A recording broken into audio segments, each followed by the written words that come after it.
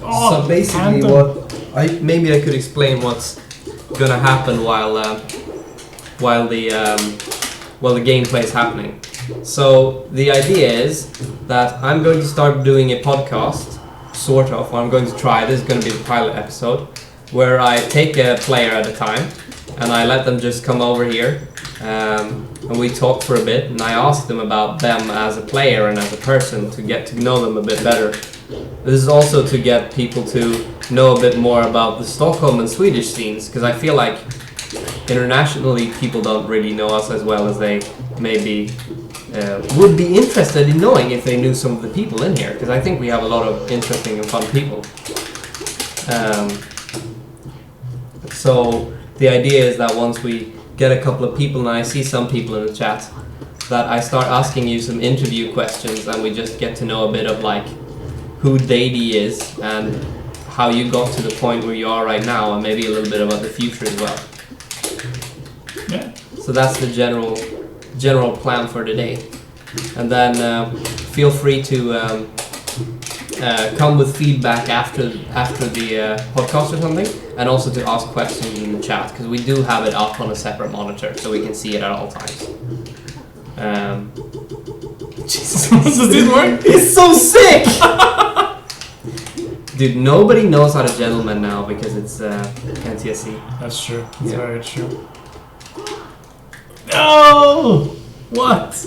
I was thinking about too if I should add like the people play a set against each other at the end and stuff, but I think most Smash podcasts do that, and I don't even really know if it's like an interesting thing to watch my Yoshi versus whoever it is on the show. I don't know if that's fun for people. I think you should do it either way, because it's gonna be fun for you, right? I can just play them another time, but maybe. I think the most fun thing is to, I don't know, why I wanted to start this podcast in the first place, or like try this show idea or whatever, is because I enjoy getting to know people better and having deep conversations about themselves, you know? Just sort of trying to pry out some information that maybe other people didn't know or I didn't know before. Fair. I'm just going for the morph sheets. You're really... I have no idea what What are you doing? This matchup is actually kind of hard too. You should just pick Sheik next game and you'll destroy him. Sheik. He done goofed. No, Oh, I done goofed. Rip. Oh, illegal moves. Is it like unplayable now or is it alright? It's pretty bad. It's pretty bad, Okay. but it's I don't know. 80% playable. I don't know why it like is worse than it usually is, because I know that before when we've done this it's worked out. Maybe just like close a couple of I'll try this. external programs like Discord. Yeah, I could close down Discord for sure. I'll fucking Nvidia. close tree icon. There we go. Let's try this. But yeah, I saw that we had 5 viewers earlier, so I think that's good enough to start. Oh, he was actually waiting for us. Oh, what a nice dude. So, the first question I want to start off with, just to get you talking, would be, how did you first find Smash?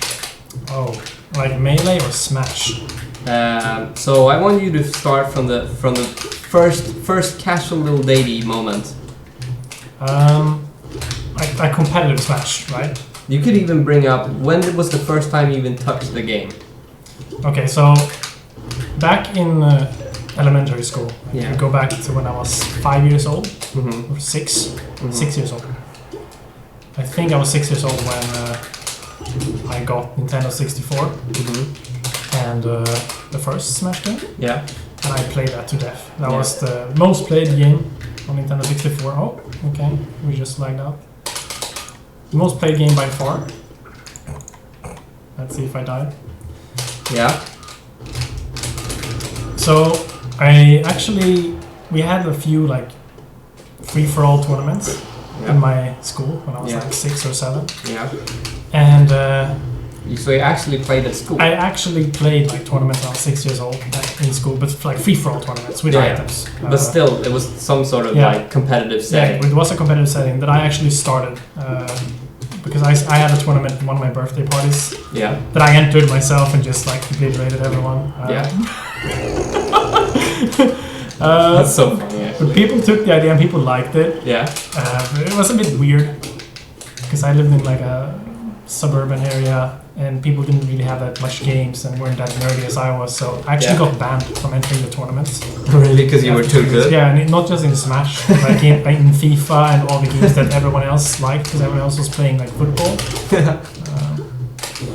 So I had a small, like 2 years of active Smash as a very young child in Nintendo 64. Would you have called yourself a gamer already by then? Yeah, for sure. I would. Like even my older brother was like 10, didn't want to play against me when I was 7. You know, I was playing too much. Yeah. After that, so fast forward, I didn't really play that much Smash, but I played competitively in a lot of other games. World of Warcraft Arena, StarCraft 2, yada yada. So fast forward a bit, you know, there's another guy in the Smash scene called Elof, is his tag. Yeah. He's from Stockholm as well. He's from Stockholm as well. He knew a couple of Smashers who played Brawl competitively, like Krum. Oh, and all. Yeah. Another Stockholm Smasher? Another Stockholm Smasher who's been power ranked a couple of times. Yeah. So anyway, so I was at this like student party and we met up Krum and we went and played some Brawl. Yeah. And I had played a lot of Brawl as well as a kid. Yeah. Who was your main in Brawl when you were a kid? Lucario. I used to say. Yeah, I mostly played Lucario. Yeah. Sort of similar to Samus in a few ways. Charging the projectile and you want to stay alive for as long as possible because you get stronger, right? Yeah. So yeah, I thought I was the shit. Yeah. Like I was gonna body these scrubs. Like I played so much Smash. So much Brawl. And you beat your fucking kids tournaments. Yeah, exactly. Easy. You got banned. Easy. And like every single relative, like when we got relative get-togethers, you know, and we meet all the cousins and everything, we usually played Smash. Yeah. Like, it just ended up me being like 3 versus 1. Yeah. And they were gamer kids that are like relative reunions. So gamer kids. Gamer kids. Like, yeah. So they were pissed that I wasn't this good. So I had a super inflated ego that I was the best in the world at Smash, for sure. Yeah. Kind of like now. Yeah? Okay. Yeah. Continue. Almost. UCF! It's true. That's an old meme. Sorry, keep going. So, I met Krum and Theo. Is this type RD? No. Theo? No, is it a Brawl player? It's a Brawl player. Amadeus? Yeah, Dio. Yeah, Dio, yeah. So I met these guys and we went to Krum's place and just played Brawl. Yeah. And I've never gotten so destroyed in Smash in my entire life. Yeah. It was like this huge wake-up call. It's like, okay, I'm garbage. Did they just roll you with every character, or was it like only mains? They mostly played like their top characters, because when I told them to play their best characters, and they just rolled me. And I wasn't the type of guy who just wanted to like get memed on by their secondaries. So by the time I understood that, okay, these guys are much better, I just wanted them to keep destroying me. Okay, yeah. So I was getting destroyed for about an hour. I was like, okay, this is amazing. I want to learn more. So I found the Facebook group somehow. I don't remember how. The Smash in Sweden group? Yeah. Or the Smash in Stockholm? Stockholm. Yeah, okay. I think. And then I started just going to locals, and FAO was hosting a lot of events when I started. Yeah. So I think that's my entry point. FAO being a Stockholm ICs player Exactly. who currently isn't playing, but has been playing for around about the same time as you have, right? Yeah, before he quit. Or did he play a bit more than you? We started a few months before. Okay, but you're the same pool of people starting, kind of. Yeah. Both, he started early 2014 and I started late 2014. You know.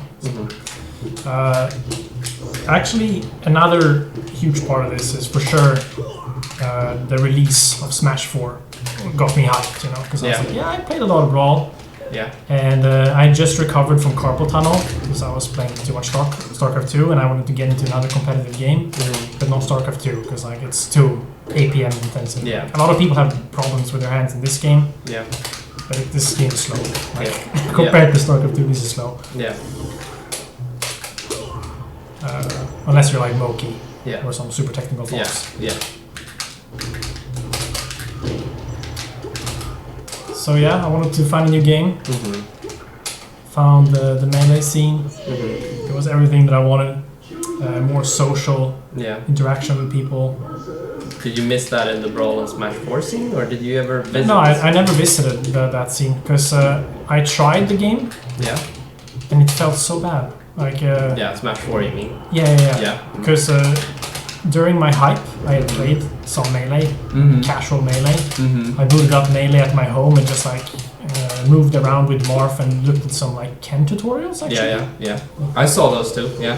He had a Kirby in his overlay, right? Kirby. Yeah. So I watched some Ken tutorials from like 2012 or something. Yeah. And just I remember moving around on FD because I thought FD was the only competitive stage.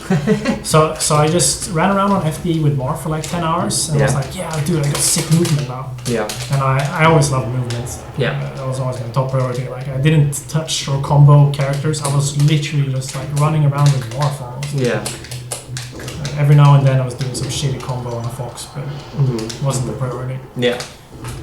And then Smash 4 came out and I played it at one of these like opening events. Yeah. And I was so disappointed in like it took me 5 minutes and I was like, fuck this game. What is this game? I can't move. Yeah. Because I was playing Marth right again.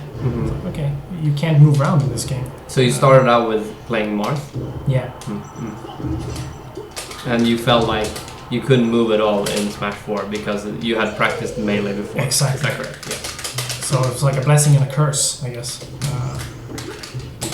How would you describe the feeling when you realized that Smash 4 wasn't for you? Sadness. Yeah. Did you immediately know that you were wanting to go back to melee, or did you like take a break after that, or?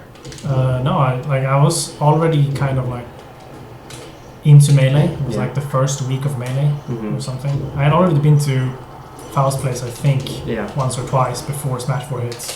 So it was just around like the same time. Yeah. I might be recalling it incorrectly, but something along those lines. Yeah. So I was just like, fuck this, I'm going back to melee. I had a lot of fun playing that game. So I didn't even buy Smash 4. Right? Yeah. It was that bad. Yeah. Well, I wish I didn't buy Smash 4, so. Yeah. I did end up buying Ultimate, which was also a mistake. Yeah. It seemed hype when it came out. Yeah, it did.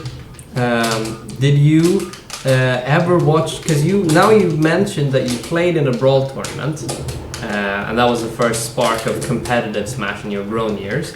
And then you brought up that you started hanging out in the melee community as to start getting hyped for Smash 4. A lot of people, when they start out, they talk about watching a certain tournament, especially pre-doc. Did you watch any tournaments at this time, or did you mostly just play? I mostly played, actually. Is that my phone? Yeah. Your phone. You can just cancel it. Yeah. So you mostly played, actually. That's interesting. So you didn't actually have that much of an idea of the competitive, top level aspect of melee until later? For sure not. That's interesting. So what brought you back was actually essentially the game in its purest form, in a sense. Yeah, exactly.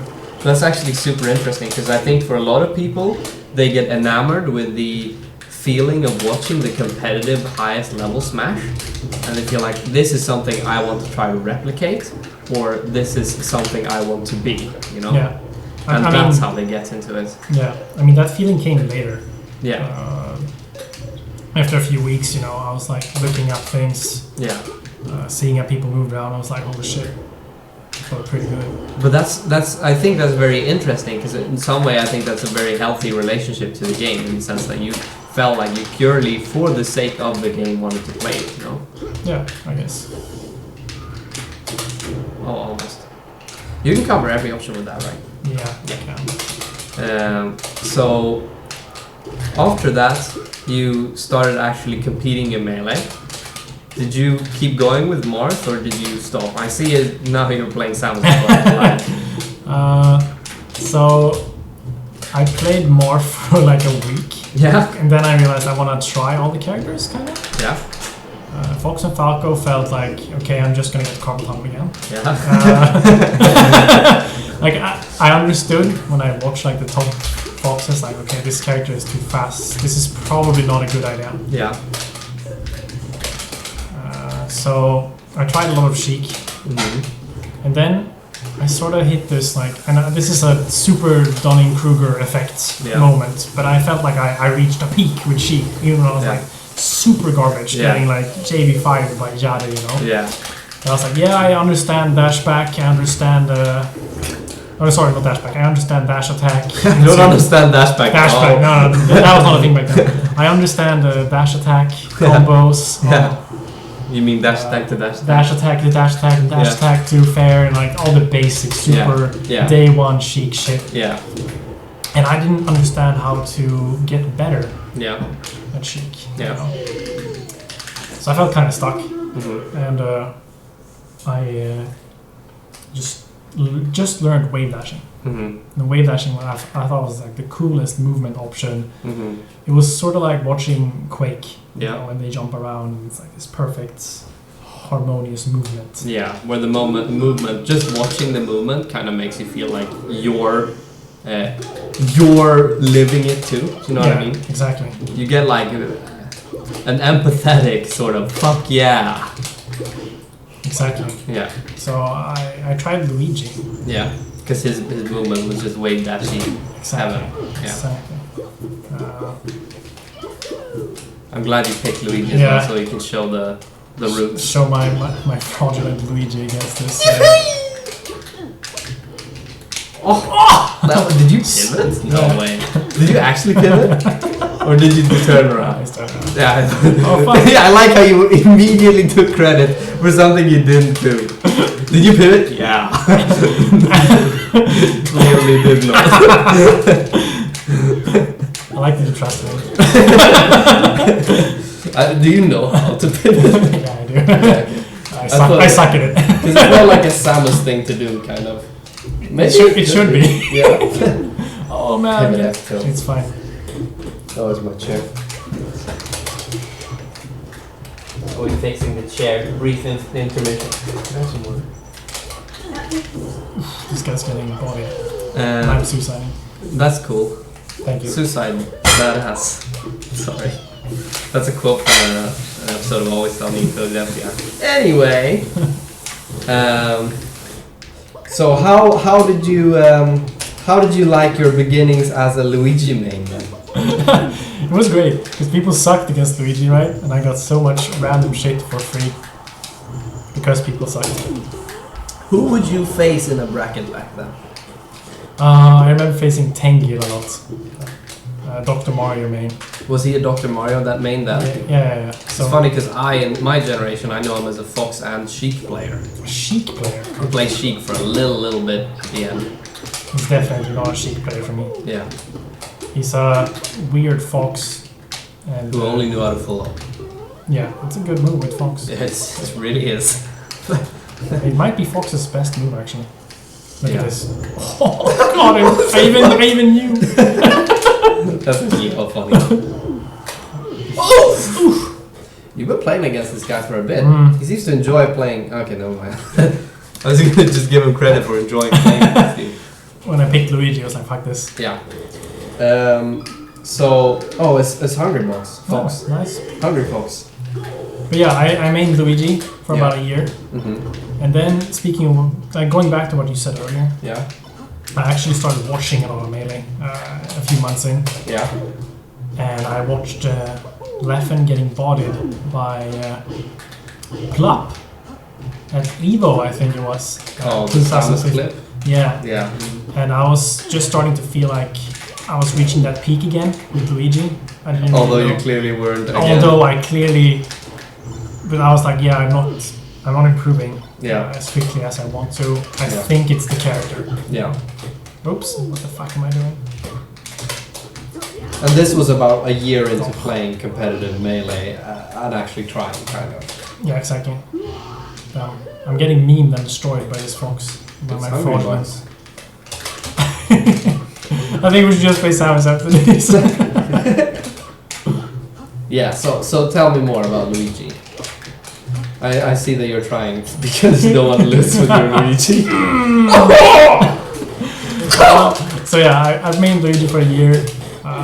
Probably got a lot of janky, decent wins because I was 13th, I think, in the power ranking back then. Oh yeah. So I was at least beating a few people. Mm-hmm. What was there ever a moment where, because you were talking about seeing Samus, right? So that sparked your interest in Samus. Was there ever a moment where, because a lot of people when they switch, they have a sudden no, fuck this character moment. Oh yeah, actually, that where was... they just decided that I'm quitting fucking Luigi forever, dude. Yes, 100%. This is a player that went by the name of Nobody back in the day. Who now is in UK, known as Prips. Prips, yes. So this guy, he shine spiked me 3 times in about 10 seconds in a tournament. Because I didn't know how to like fast fall to the ledge, right? Yeah. It was totally on me being a scrub. Yeah. But I saw it as him, like Fox just being empowered and Luigi sucking ass in the most common matchup in the game. Yeah. So I was like, fuck this. Fuck Luigi, what a shit ass character. I just died at 0% 3 times. Yeah. So yeah. You're beating Hungry Bucks right now. I know. It's insane. Give him the fucking shot. The shot? Oh, never mind. So yeah, he shine spiked me 3 times, and I just remember it's the one time I remember that I rage quit out mid game tournament set. I lost 3 stocks and I just quit out. I have definitely done that before. He probably JV5'd me now that I think about it, because I don't think I touched him, right? I might have touched him with something. That's insane. Then I just quit out, and I remember like picking Captain Falcon or some shit in the other game and just got destroyed. Just to like switch up. Yeah, I was like, I don't know what I want to play. I'm just gonna play another character. Got bodied. Yeah. And then I went on this like, desperate search in life, like a midlife crisis. Yeah. On characters. So you're like, what am I going to do now that I can't play Luigi? Exactly. So during the year 2015, I was basically during the whole summer of that year, I was living at Jupiter's place almost. Like I went to his place so much, and I played Melee and like tried all these different characters. Yeah. I was playing on the Fox, Jigglypuff, and. So you were just trying out Peach. Every character you could find. Yeah, exactly. And I found some success, of course, with the other floaties, like Jigglypuff and Peach.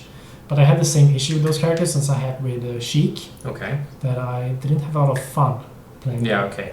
Which is probably the most important part for improving. Very important. So I wasn't practicing them anything when I got back home. Yeah. So this didn't really work out. I was super hard in a crisis. But then I found Samus, and Samus had the same thing that I liked with Marth. I like the movement. Yeah. So. Oh, Troll Karan, another Stockholm player. Oh, it is? Yeah. Oh, Tolbert, right. Yeah, Tolbert. He plays Puff? No. Okay. I don't think so. So I'm just getting mean? Maybe. I don't know, maybe he wants to play Puff. Or it's not him, I don't know, but I think it's him. I don't know who else would be nicking Troll Karan. But oh yeah, so 2015, I switched to Samus, found massive success because everyone was terrible. So previously with Luigi you were ranked 13. Yeah. Do you remember your ranking after switching to? I think it was just below Foul on the next one, so maybe because he wasn't that high back then. So I think he was around Ashtray, around 7, 8. Okay. in Stockholm. I think I was something close to that.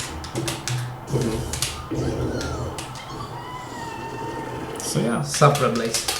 Tobbe's in the Västerås chat right now. So Trollkarlen is in the Discord call with Red Blaze at this moment.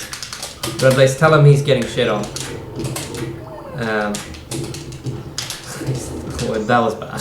That was bad. Yeah. So you mentioned Foul and Ashtray. Both of those players later became sort of like players that you could have not easily, but I guess that you could see as contestants for beating you in brackets. That's what I should say, right? Like rivals. Yeah. Yeah, sure. So even back then, you were around the same skill level. Slightly below on the first power ranking. Yeah, for sure. Okay. But it went pretty quickly. Like in the span of like half a year, I was definitely like surpassing almost, I'd say. But I was playing so much. Like I was going, like I said before, with the stream, I was going to Uppsala weeklies, Stockholm weeklies. I was like doing 2 weeklies every week for like half a year. For context, around what year did you switch to Samus? Do you know? 2015, the summer of 2015. Okay. Whoa. Oh, whoa. Tobbe, why? I think it was, or maybe it was 2016. No, I'm not sure. No, it definitely was 2015. Okay. Because when I started in 2015, I think you were playing Samus. Okay, yeah. Yeah. So that was just a few months of Luigi, actually. I thought it was a year. Or maybe it is. Maybe it is 2016 and I just didn't know you then. It could be that too. I just feel like you've been playing Samus for as long as I've known you at least. Yeah. I think it's 2015, and just that I played Luigi for like half a year. Yeah, and it just felt long because it was Luigi. Yeah, exactly. I'm kidding. Yeah. Oh! That would have been sick. Oh! Please! Please! Oh, That's lagging so much! Tobbe, just let him!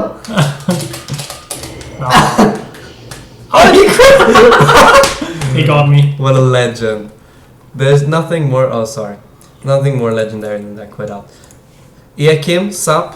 He knew what I was going for. He knew I was just like going inside him and targeting people on chat. There we go. So, back to talking about Melee.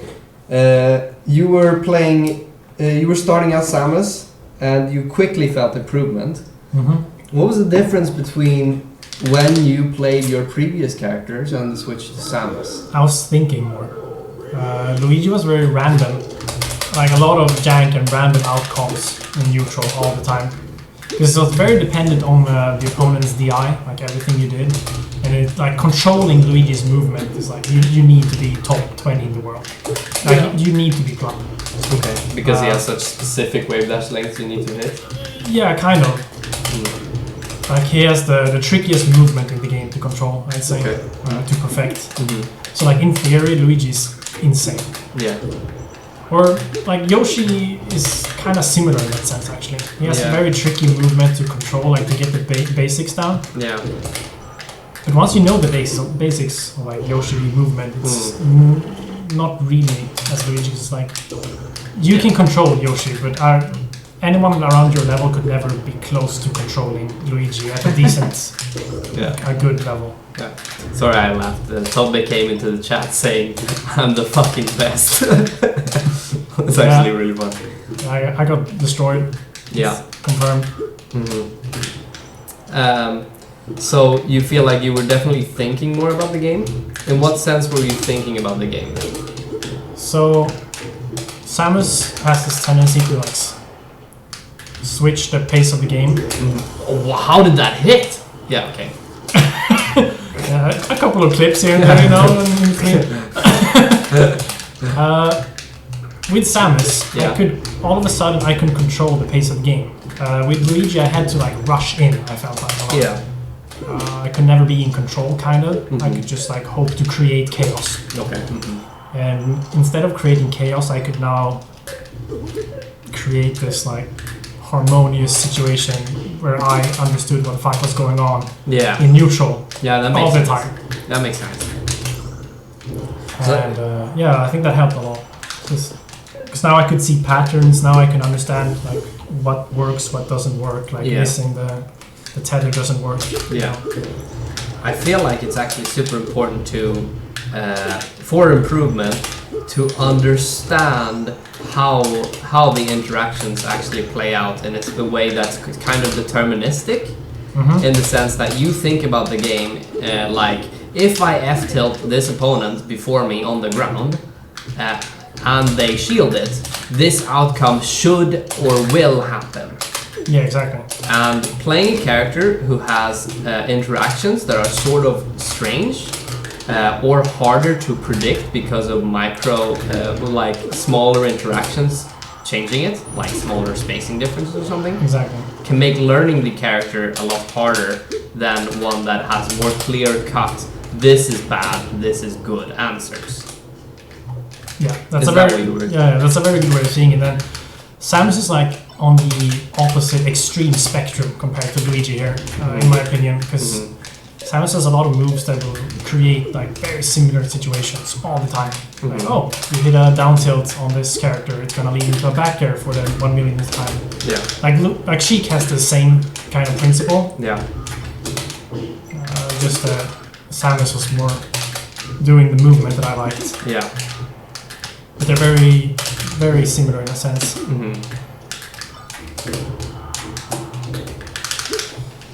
So yeah, deterministic. Very true. I feel like bringing this to my experience with playing different characters, I feel like characters that space more, like Samus, who relies on like good spacing on F-tilt and understanding of how you're... Did you see the pivot? Yeah, but that was pivot. Actual pivot. That was actual pivot. Yeah. That's insane. This time you didn't take credit for something you didn't do. Sorry, continue. This time you waited. I just wanted to showcase that I can do it. Okay, that's insane. Psychopath. I'm sorry. Yeah. I feel like those characters, such as Samus, such as Marth, kind of such as Sheik, teach fundamentals in the sense that we were talking about earlier, where you start to expect neutral interactions depending on the situation to go a certain way or a certain other way, in a much better way than a character like Luigi, like Yoshi, who can even sometimes get hit, and it'll be like, yeah, that was kind of good though. Yeah. Because as a new player, getting hit and then spamming A as Luigi, or spamming jump as Yoshi, and then getting hit, seems like you're like, fuck yeah, I'm beating this guy. Yeah. Whereas you did something really bad that if a good player knew what was happening, they would destroy you. Because you're just letting them get hit, you're letting them hit you as your neutral option. Yeah. Yeah. So I understand in a sense how that helped you out. So you feel like thinking more about the game in that way was one of the things that helped you? For sure. Were there any other factors that you would mention as a contributor that made a major difference between? Because there was a pretty quick improvement between the Luigi and the Samus period. You think there were any more factors that were helping out? I think that was the main factor. Okay. That I could just like actually understand the game now. And just like focusing, I got to focus on neutral a lot. Like, I always see both on like the Samus Discord or with other characters in general, people just like want to focus on their combo game, right? And things that are more melee-esque. Yeah. What the game stands for. Yeah. Like we talked about earlier, people will watch the top players play, and they just want to copy that. And when I picked up Samus, I wasn't even looking at plot with any of the other guys. I was just like playing. I was playing a lot, and I was getting a grip on what worked and what didn't work. Yeah. And I feel like people don't really do that. Yeah. I feel like people, because this is going to be one of those things I talked to, and I'm sorry, stream, you can tell me if I'm inserting myself into this conversation too much, but I feel like I could add to what you're saying. No, I think it's by great. saying that it's like a podcast type, you know. Yeah. When I was talking to Drug Fox in one of our lessons, because I take Drug Fox lessons, for those who don't know. Pretty cool guy. Pretty cool guy, pretty good. I meant you. Oh, okay, yeah. I'm pretty good. I was talking about me as well. Pretty cool guy, pretty good. Anyway, No one. Dude, why did you say I meant him? That's so toxic. Now you're saying that I'm not good. Hella toxic. Anyway, he said once when we were talking that I think about punish game, and a lot of players do this, and this is why their punish game get lopsidedly wellly developed compared to their neutral game. Because I think of the punish game in the sense that if I get this hit, I should get these next 3 hits, for instance. Yeah. And it's very clear cut for most characters what they're supposed to do after they get their first hit. So like, for Falco, if he gets his downer, he wants to shine a fox, and then dare, you know? Yeah. And that's his combo. And people know that. Even low-level people are like, this is what you do. And Sammy said, or Drugfox said, well, why don't you do this with neutral? And I said, what do you mean? And he said, well, if Falco hits your shield with a dare, he's essentially getting punished, right? Because he is in lag, he cannot escape the situation, and you have a guaranteed follow-up. He's being punished right now. And I'm like, oh. He then extended to saying, and why don't you think about this in terms of positions as well, where if you are in a spacing where you cannot hit the opponent in any physical meaningful way, like I could maybe dash attack them at 0 and I get hit for it. That doesn't mean anything. But I could take space. In general, I should try to take space much more favorably than to try to just hit him with something that's meaningless. So he's told me that the floor chart should be either try to take space and get into a position where you feel like your character has a favorable mix-up, and then play that position until you see some interaction that you know already, and then play that interaction. So you basically try to play around the strategies that you've already formed out, much like a punish game where you're like, when I hit this dare, I should do the shot. You play neutral, like, if I do this, if I wave dash around this spacing, I should get the F tilt. And the F tilt leads to a tech chase that I know what to do with. I hope that makes sense to the people that makes watching. A lot of sense. And I think the way that you described contextualizing neutral earlier makes a lot of sense in the context that he has described as well. Mm. So I think that's an important aspect to getting better as a player. But getting back to talking about Stockholm, you mentioned earlier that Ashtray and the Foul could be considered rivals. Yeah, I was going for those guys. Yeah. Super hard. Could we talk a little bit about, number one, how you feel rivalries as a whole, like as a concept, motivate you as a player? And number two, who were your rivals back in the day? I think rivalries are usually great. It depends on the person you're having a rivalry with, right? Mm-hmm. So back in the day, I had a lot of rivals. Like when you just start out and everyone is better than you, you see everyone as a rival. Yeah.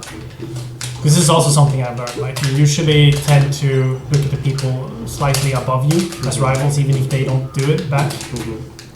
I don't know if you can. I do that. I do that. I think that's very common. Yeah. And I think that's very healthy. Yeah. I think that's very good. So yeah, back when I started, like everyone was of course a rival, but after some time, it's like okay, now I have Foul, I have Ashtray as the guys who are like actively coming to the locals, because everyone wasn't actively coming, of course. Jadda wasn't there very much. A lot of other people like that were above them. Yeah, wasn't really showing up. Yeah. Oh. So. Ashtray, Foul, very much a rivalry. Sorry, the question again regarding rivalries was how did you feel like rivalries motivated you, and then who were your rivals? Yeah, so let's talk about Ashtray and Foul then. Yeah, I'd say very much they motivated me. More so probably like the rivalry with Ashtray motivated me first. He was more of a target at first. Yeah. Because Foul when I lost to Foul, like when you lose to ICs, you usually have some kind of John. Yeah. And it's like, yeah, I didn't really lose to Foul. I lost to ICs, blah blah blah. You know, if I just didn't miss those 2 rail cancels, I would have won. Yeah. You come up with all these excuses. So Ashtray was the main rival first in my head. Because he played Sheik. He played Sheik, who is and more... we were close. Yeah. Okay. I don't like. The character didn't matter too much. We was close, and I was respecting him a lot as a player because he was usually beating me in the beginning, right? So I think he motivated me a lot in the beginning for sure. And then was Foul, and I got really good against ICs, of course. But I view that rivalry in a very different sense. Yeah. I think that can also be attributed a lot to the player. Yeah. Let's come back to that later, actually. Yeah. I want to touch on that later because that also involves Pipsqueak a bit. Yeah. So, other than Ashtray, like my main rivalry was after Ashtray stopped being as active, and I ended up getting the grand finals, like the 2016 every single weekly, like grand finals. Yeah. Against a Morph player called Monster Kai. Yeah. Or Makai. Who is a really old school Morph player for context, who's basically been competing in Melee since its release, I think. Maybe 2004 or something, he said to me. Yeah. I could be wrong, but he's played for a very long time. So if I had to choose like one rival, who has been one rival in Melee? Yeah. It's been Monster Kai. Yeah. Phantom. Yeah. He's the main guy that I would like attribute my skill up to. Because I was losing, I think we had this like Smash ranking Europe thing back in the day, I don't remember the name of it. Yeah. But you could see like your stats. It was like ELO based. ELO based. So I was down like 30-0 or something. Like ridiculous. We had played the most out of anyone in Europe. I think. And I had lost every single game. Yeah. That's insane. Yeah. And because we played like all the time. And both multiple times a week. Yeah, and both of you came every weekly. Yeah, we came every weekly, and we played at least twice every weekly. Yeah. A few exceptions maybe Jade or something came one time and beat me. Like, I don't know. Yeah. But almost every single weekly there was grand finals. I was losing to Master Plan for over half a year. And he was like the best rival you can have. It was like the anime teacher sort of rival. Actually insane. Because every time I lost, or not every time, but he usually like said something very, very respectful and gave me some tips. And just being super humble and nice about it. And it was just like you hated yourself for losing, but you could never hate him. Yeah. I never felt frustrated with Master Kai. No. Which is a huge feat, considering that you, as you said earlier, played every week, 2 times a week, and you lost every single time. Exactly. So, if we take that with a few other people, that's not the case. Yeah. People who there's multiple people. But people who rage, we have a few people who rage when they lose in Stockholm, and they make you feel like shit when you beat them. And that's like the worst. That automatically like destroys some form of respect and rivalry feeling. It less becomes. I felt in my experience, it less becomes a rivalry and more becomes like I want to beat you because I want to prove that you're not the type of person that I feel should win this game. Exactly.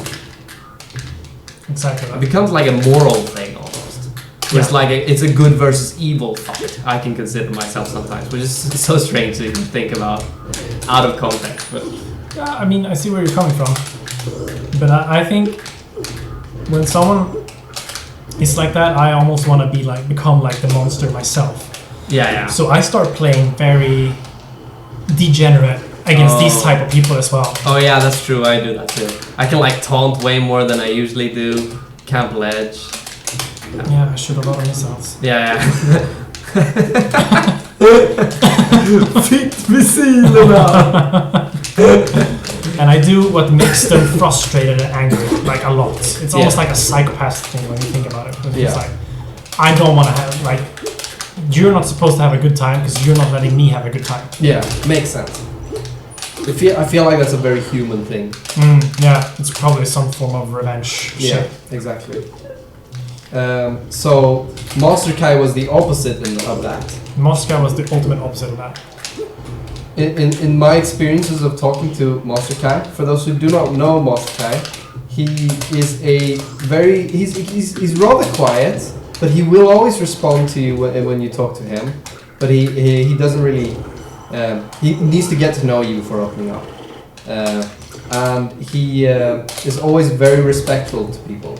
I feel like he, even when I have been worse than him for a very long time, every session almost, he says, "I think you do this well," or he gives you like a compliment or something. Yeah, exactly. And even when if I ever beat him in a friendly session or something, like when I switched to Yoshi, I could get some jank wins, you know, in like Netplay friendlies or something. That doesn't really matter. But anyways, where what another player would be salty, Master Kai would just say, "You played really well this time," and then you could say like, "I don't know how to deal with this," but he'd be very, in a sense, like sort of factual about it, and not in a sense that you feel like it's coming from a space of spite or anger. It's more coming from a place of interest, or if it's salt, then it's not in the sense that it's like hostile. Exactly. And I feel like that's important for creating like a healthy rivalry. How did you feel like you were to Master Kai when you eventually started beating him? Not as good. Because it's like this ego thing. Like you're so happy, right? Mm-hmm. It's so, and also I was much younger. Yeah. Much younger.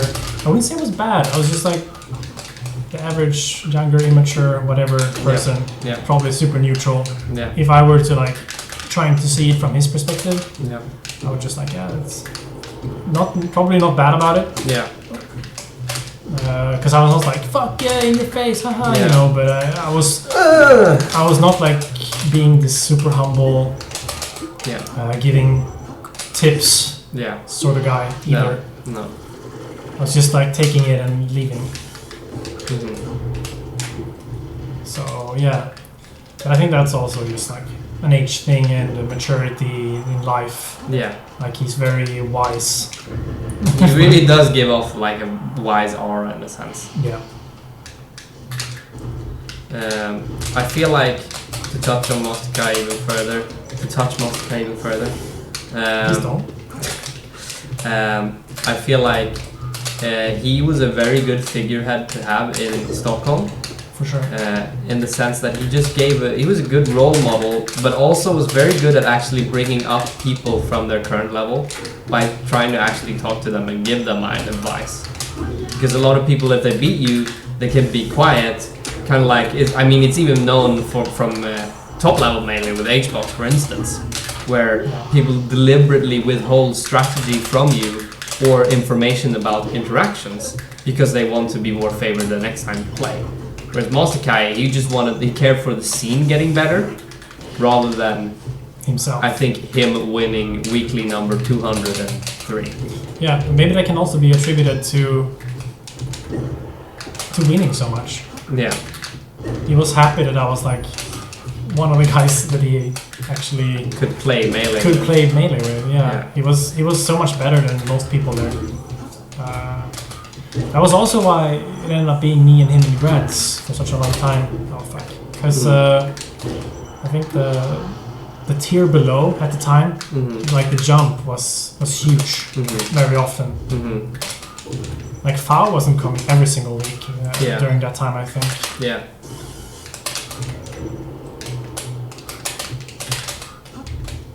So yeah, I think he just wanted to play better melee. Which I think is really nice.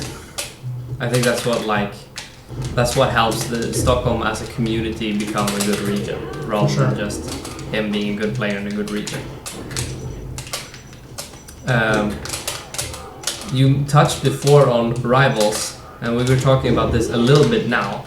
But you were saying how you wanted to talk about the difference between the rivalry you had with Master Kai and the rivalries you had with, for instance, Pipsqueak later. Yeah. So I don't know if it's only attributed to like the person or where I was in life, but I don't feel like I had the same sense of rivalry with Pipsqueak. But that could also be like that he came up, to challenge me after I had been ranked first for 3 years or something, like ridiculously long.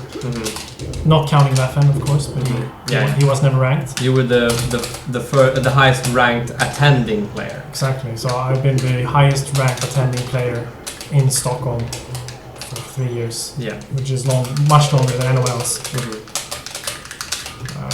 Or maybe Pipsqueak is actually reaching the same level now. Maybe.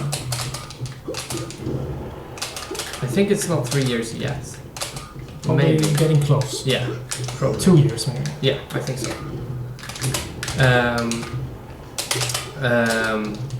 Or actually, it must be 2 years for me as well when I think about it. I think Pipsqueak started getting past me somewhere in 2018, late. Yeah. So it should be. I was probably ranked 2 years and he 2 years. So yeah, it should be actually really, really close. How did you feel the progression went? Because we sort of did a little bit of a time leap where we first talked about you having rivalries and coming up in the start, and you playing against Master Kai, who was your first real rival when you were doing Grand Final after Grand Final. And then we sort of time skipped to this period, which is pretty close to now, where you're playing against Pipsqueak. Yeah. The in-between there, where you were ranked the highest in Stockholm for a long period of time. How did you feel like that differentiated for you from the period before it, where you weren't ranked the highest in Stockholm, like having those sets with Master Kai that were super close, where you lost? A lot. I wasn't as motivated, for sure. If I would have had like 5 more Master Kais, people that are slightly better than you, I'm certain today that I would be like a top 50, top 100 player. Like if you lived in SoCal, for instance. Yeah, super easy. Yeah. Like you just need to play like people who are constantly a little bit better than you. Yeah. And I have like this, since I mostly play people who are worse than me, I find it really difficult to like ask people who are better than me to like play games as well. So it has to be more like a local setting, tournament setting. So like 99% of the games that I played has been with worse people. So that affected me a lot. Like I was plateauing, I'd say, pretty hard. Because you did at this time get some sort of competition, but it was at the major tournaments you went to, right? Yeah, exactly. And that wasn't very much. When I was playing at home, it was always like against worse people as well. Yeah. Because I was just asking in the like general Nordic netplay chat as well. Yeah. Anyone want to play? And yeah. And there was like they once shitter. in a blue moon. Yeah. I got someone better. Yeah. Or if like Levingi asked me, Yeah. That was the one time I played someone who was close. Yeah. Or present or something. Yeah, but that was also very rare. Yeah. Sometimes, for sure. Yeah. I think that was more during the Master Kai era. Yeah. When I played him online a lot. Yeah.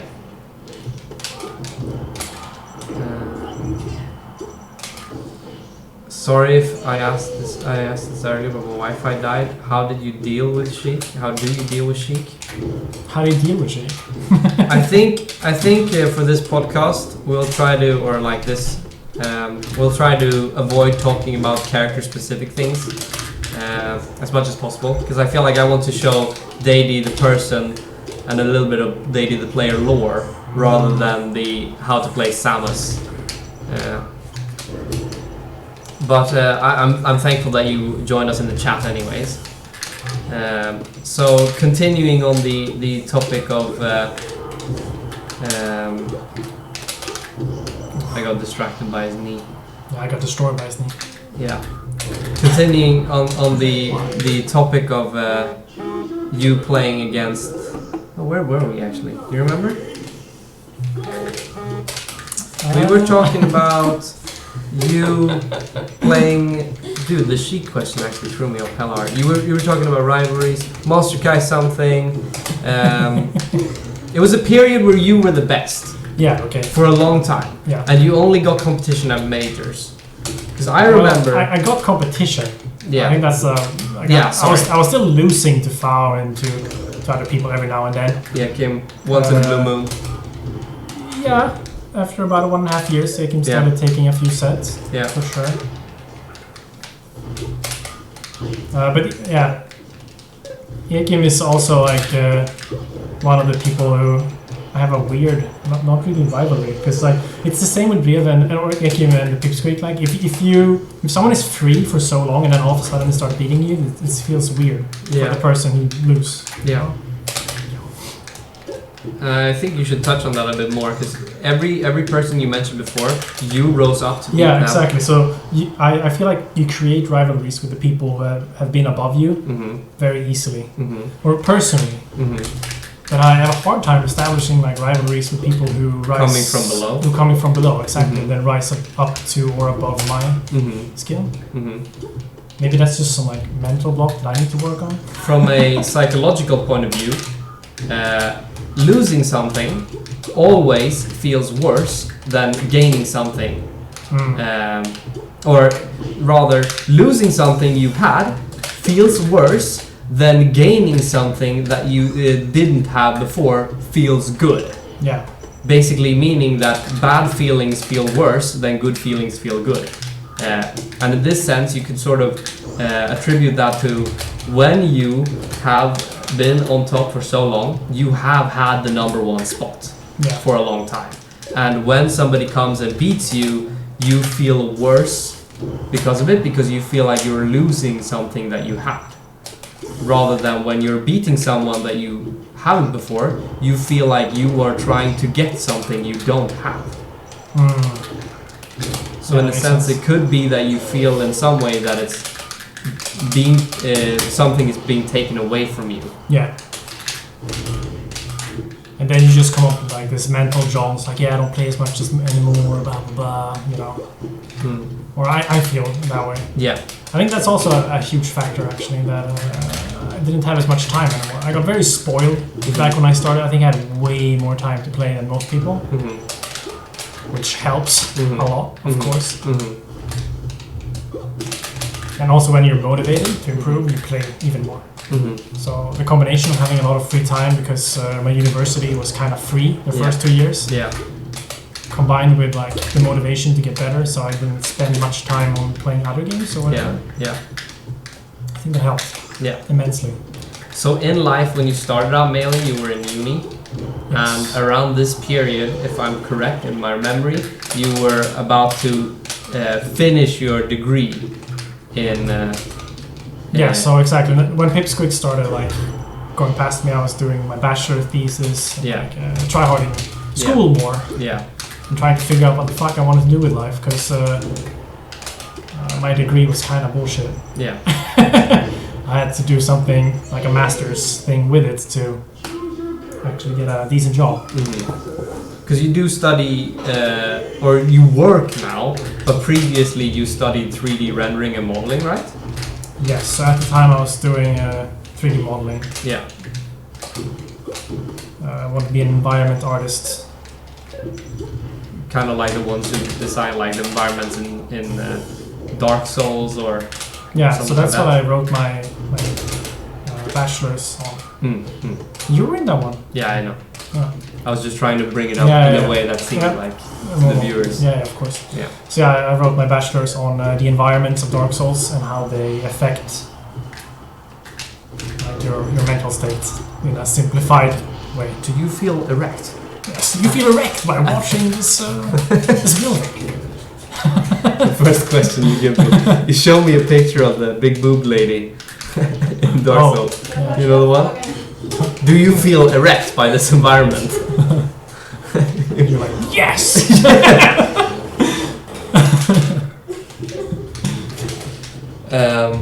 No, but so around the time where you had to actually do your thesis, you felt like you had less time to play Melee? Yeah. And that in combination with people coming up below you because you could play less and because they were just more hungry at the time. Exactly. Made you feel... That's a good quote, like how to feel like more hungry. Yeah. Because my hunger was like satiated. Satiated, that's the word.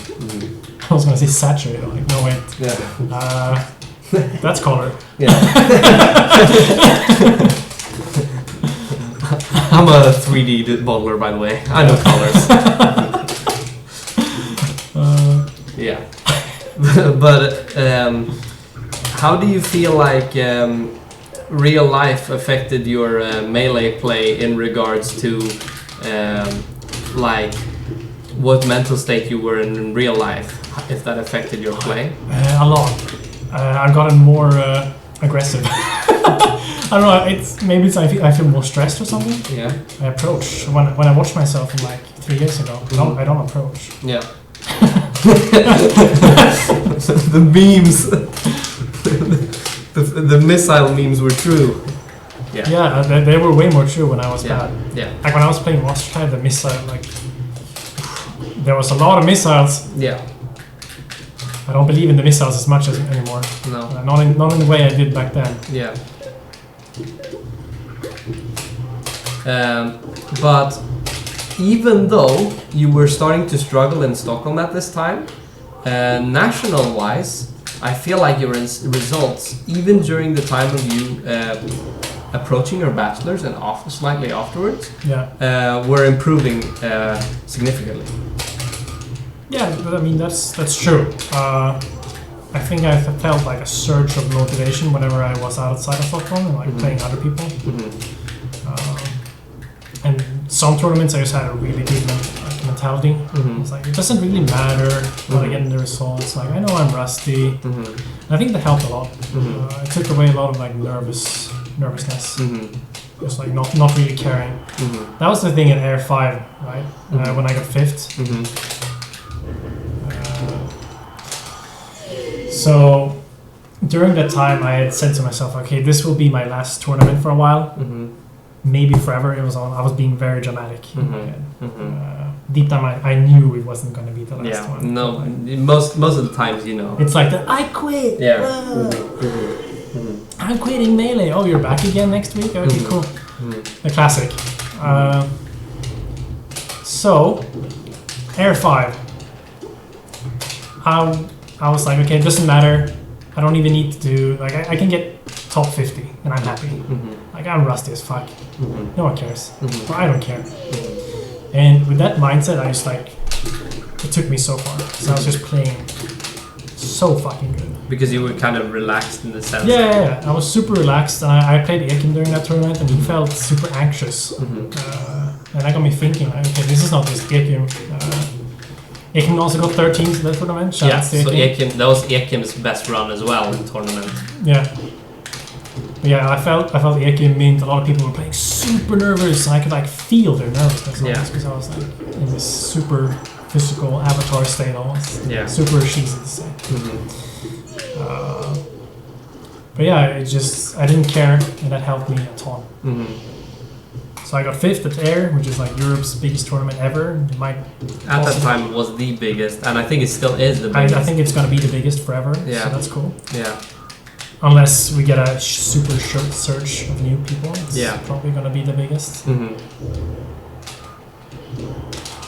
So yeah, it went pretty good. And then after that, Okay, so more background story. Why did I think this was going to be the last? So I had finished my bachelor's. I had basically applied for another school called Future Games, where you quote unquote take your like master's. Like this is the best gateway to get into the gaming industry in a sense. And actually getting a job from it. Exactly. So I got into the school like 2 days before Air or something, like a few days. And that was sort of when I knew like, okay, if I want a job now, I have to like dedicate 150% to this. I can't take Melee seriously. I can't travel as much. Which is sort of what happened. I didn't travel nearly as much, and just it went to second priority from being main priority. That was a sick recovery by him. So school became your melee in a sense. Yeah, sadly. I know you always like saying, "Oh, you gotta prioritize school." But I mean, it's true though. Real life stuff, it will catch up to you eventually. Yeah, it will. Sadly, right? But I feel like that took away. Like you basically were gone after you started Future Games. It was just like radio silence from Daydee. Yeah, it was like a year of almost radio silence. Yeah. Because I was like, I got applied to the school as like an environment artist, but very quickly I realized that this is not what I want to do. So I actually switched courses and became a VFX artist. Visual effects. Visual effects. Make the rain and the water and the fire and the explosions and the pew pews. Like the explosions on Samus's missiles. Yes, exactly. So yeah, I made a few missiles for a Golem character recently. Really? Yeah. Did you design them after Samus's as a prototype? Sadly, no. No. So yeah, that's what I'm doing, and that's what I had to focus on because like, yeah, it's gaming industry is like super competitive. Because every kid, a lot of kids in our generation when I like studied this shit. Like one of our first lectures, there was this guy who came in and was like, yeah, so we have about 1 million students studying for games this year, and we have 50,000 jobs in Europe. Good luck. Yeah. And I was like, what the fuck? Yeah. Okay. So you have to be the 2%. Yeah. And that made me realize, okay, yeah, I can't do what I've done so far, which is just play Melee 60% and study 40%. Yeah. That's not gonna cut it. Yeah. Games, in a sense, making games is a lot like doing any form of art. In the sense that you have to be really good to actually be making anything that's worth money to like a company. Yeah. So I understand how you actually had to take time off to improve it. There is a question in the chat which I was going to ask you as well, which is, do you still wish to compete? Yeah, I wish I had more time to compete, that's the thing. Like in a universe where you had time, let's say you just made enough money from just playing or something, you live in SoCal. Yeah, I'd compete. Yeah. So right now it's sadly a question of money almost. Yeah. So that's also why I have hopes that in the future there might be more time for me again. You know? And coming over to your place, like actually meeting people and like going to, what's it called? Not locals. Like playing in people's houses, what do we call it? Smash Fest? Smash Fest, there we go, that's the word. Yeah. That's like one of the most fun things. Yeah. Like in the entire world. It's like one of my comfort zones. Yeah. Is what I call it. So yeah, if anything, I want to start playing more. Yeah. Right now, I feel like I'm still such a noob, and I have way too much responsibility to not like focus a bit on work too much. But soon, I want to be focusing on Melee a bit more again, for sure. And I'm hoping for a resurgence with ranked Slippy, getting a new computer. Smash World Tour if Corona stops fucking it up. Yeah, that could be cool. Yeah. But the thing is, I'm not that interested in watching a lot. I just want to play a lot of Melee. You know? Yeah, yeah. Because that's also like a sad aspect with Samus. Like when I watch Melee, I want to like watch Samus as well, right? Yeah. I just don't want to watch Jigglypuff Fox. That's, yeah. I've seen that enough. And sadly, on streams, there aren't very many Samuses. Exactly. Oh shit. You have Hugo Hugs. You have fucking the new Samuses who are like, what's that guy called? Morse Code? Yeah, Morse Code. He seems good, but he plays like a retard. Sorry, Morse Code. Like maybe I'm the retard. The Swooper. He's the guy that does like 17 fairs in one combo. Oh shit! I didn't Have you seen that? Have you seen that guy? Yeah, the Swooper seems like a cool guy. I need to speak with him more. Yeah. I need to speak with Morse Code as well. I don't know anything about him. I've just seen Morse Code play like a couple of people, like especially in the Samus Ditto, and Sprock, the god. Sprock the god. I feel like you two are the least likely people to talk about to each other about the game. How so? Because I feel like Sprock would never listen to what somebody tells him about the game. We've spoken a little bit. I think that Sprock, if you tell him to do something, he will go, I'm better than you, I'll ignore what you say and then try to do something. From my experience with him, but maybe your experience is different. My experience is different. I think we've shared some knowledge. Like, clearly not enough. We should be sharing way more. Yeah. But sometimes we've like written on Discord and like shared a couple of messages here and there. Yeah. Tricks, tips and tricks. Because it's actually funny that Stockholm has collected the two best Samuses currently, I'd say, in Europe. I don't see who results-wise would be better than Sprock that plays at the moment. I don't know. Fauster? T? No, not Fauster. T doesn't play. Does he play? I'm not sure if he plays. If he plays, then maybe T. Yeah. Because Sprock has wins against you, wins against Foul. You know, he's done pretty well. Wow. That's sad. I didn't even die. I didn't even die. Is Sprock and Jerk close in skill? Depends on who you ask. It depends on the matchup, I feel. Yeah. So maybe, but I think that Sprock has results that show that he's better at this moment. But it's harder for Jerk to get results as well because he's in Gothenburg. But even still, I mean, Sprock has beaten you in Foul. You being a player that is at least Johnny Fight caliber, which Jerk has not. Wait, what do you mean by Johnny? Oh, okay. Now I see what so you're what I mean is, he has a player about your level in skill, or at least a little bit less, in his region that he has not beaten. Yeah, I agree. Whereas Brock has multiple people around the only fights in region that he has beaten that are around the level. How did I get knocked down there? Fucking check! Sorry, I just clipped the audio so hard as well. But it doesn't matter at all. Who cares? What I'm saying is it's funny that the two Samuses in Europe that are at least some of the most notable are in the same region, play completely different from each other. I think we're getting closer though. Yeah. Now with me not being as passive. And him starting to actually play more patient. Yeah, exactly. Like, if I look at our play like today from like 3 years ago, we're closing in on each other. For sure. Which is pretty funny. Yeah. But it was so funny because it was so clear. Because a lot of the time when people are on the come up, they mimic a player. For instance, we have this meme before where Potts, a Marth player from Stockholm, copied everything from Monster Kai. That's true. Like his entire playstyle as a meme was based on Monster Kai. Because he would just ask Monster Kai all the time what Monster Kai did in interactions. And Monster Kai would tell him, and then he'd do it. But Sprock definitely came up, at least. Yeah, he didn't ask me anything. Not asking you anything, coming up with everything in a completely different way.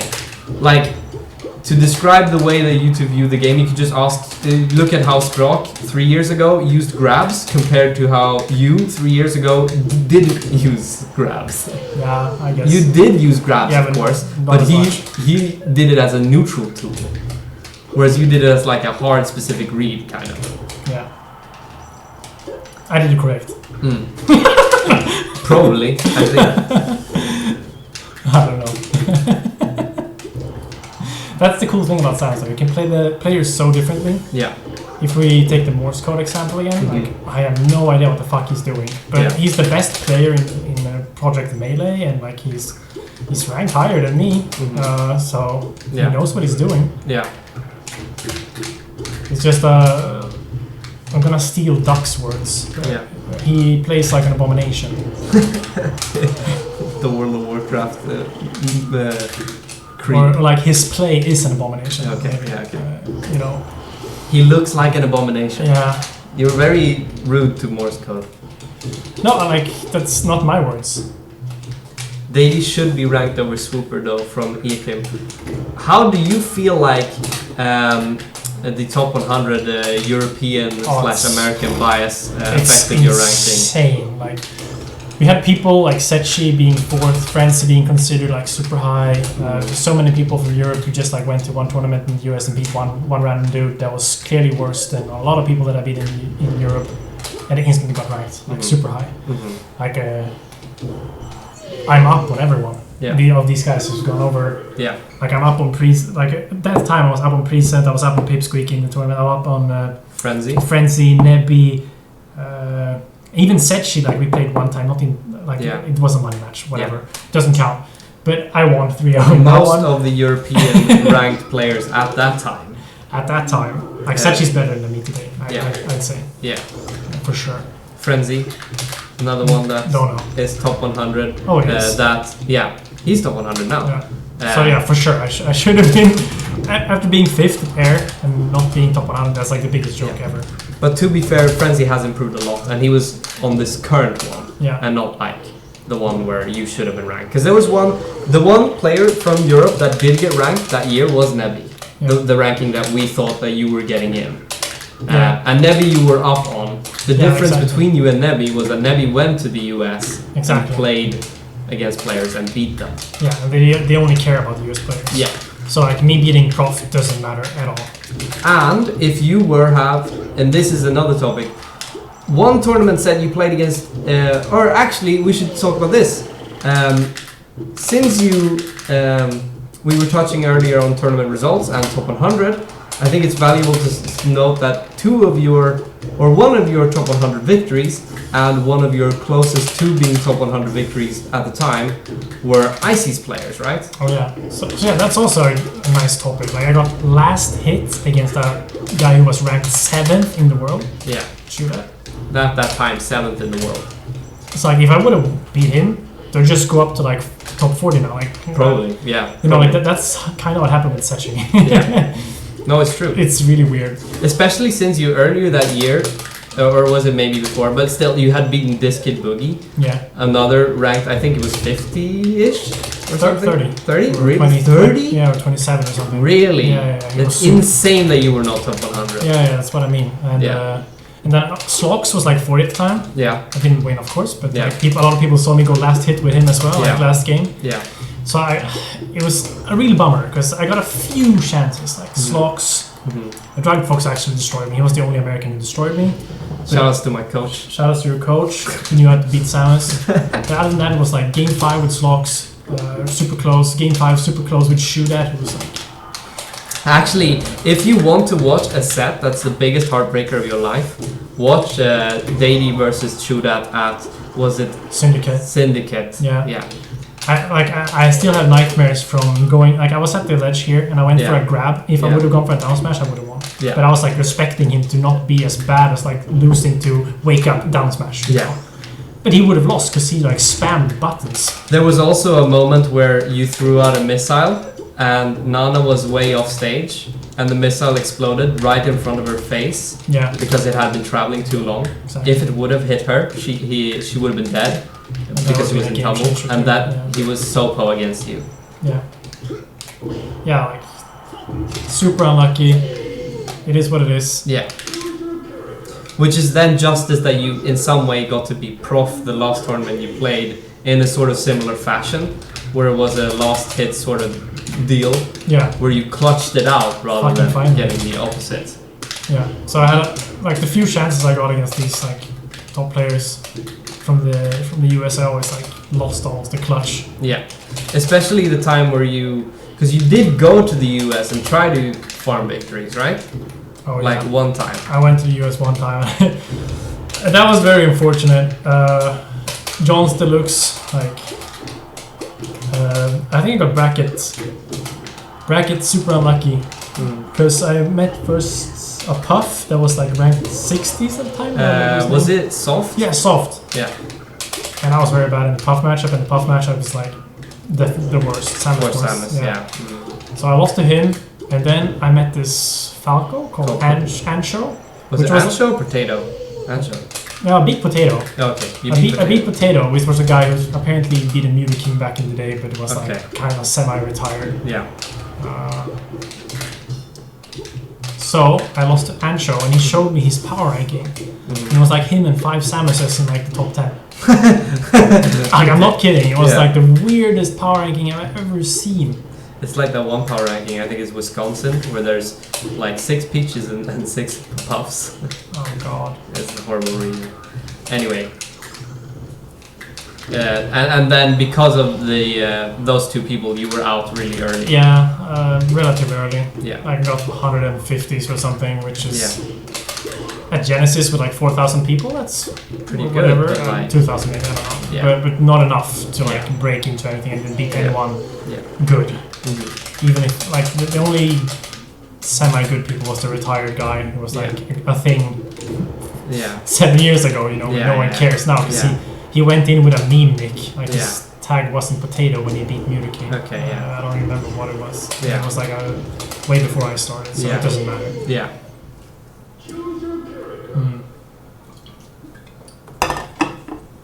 But yeah, it's the top 100 is super biased.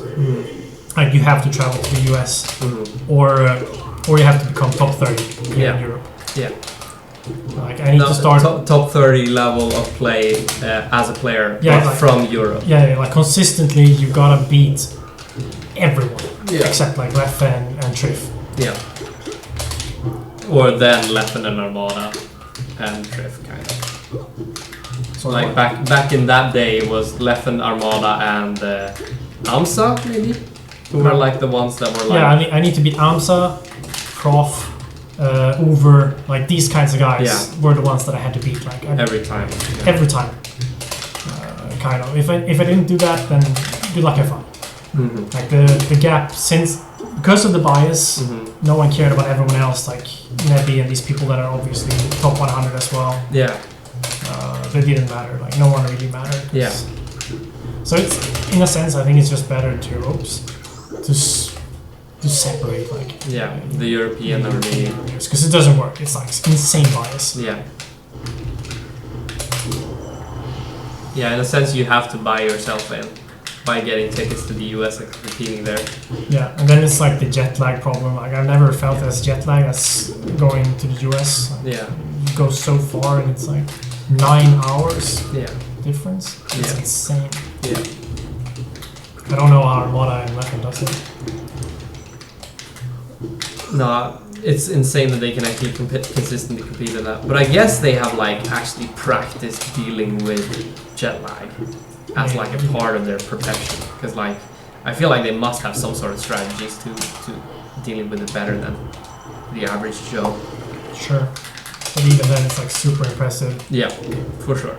It makes Armada the GOAT, to be honest, in my eyes. Like, how the fuck did he travel to the US all this time and be the best? Oh, he got fucked by the bomb. I felt like I played this guy a bit too low. It's like the Armada practice guy, except it's not a CPU. It's just a random Falcon. A random. You mindlessly beat.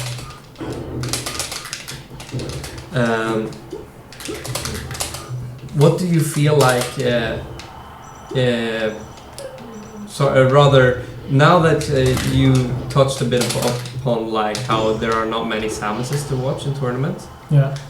Do you feel like your motivation for playing Samus has been sapped since there are fewer Samuses to watch? Yeah, for sure.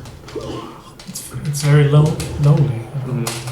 It's like the very lonely at the top thing. Because you feel like you're at the top with the character, right?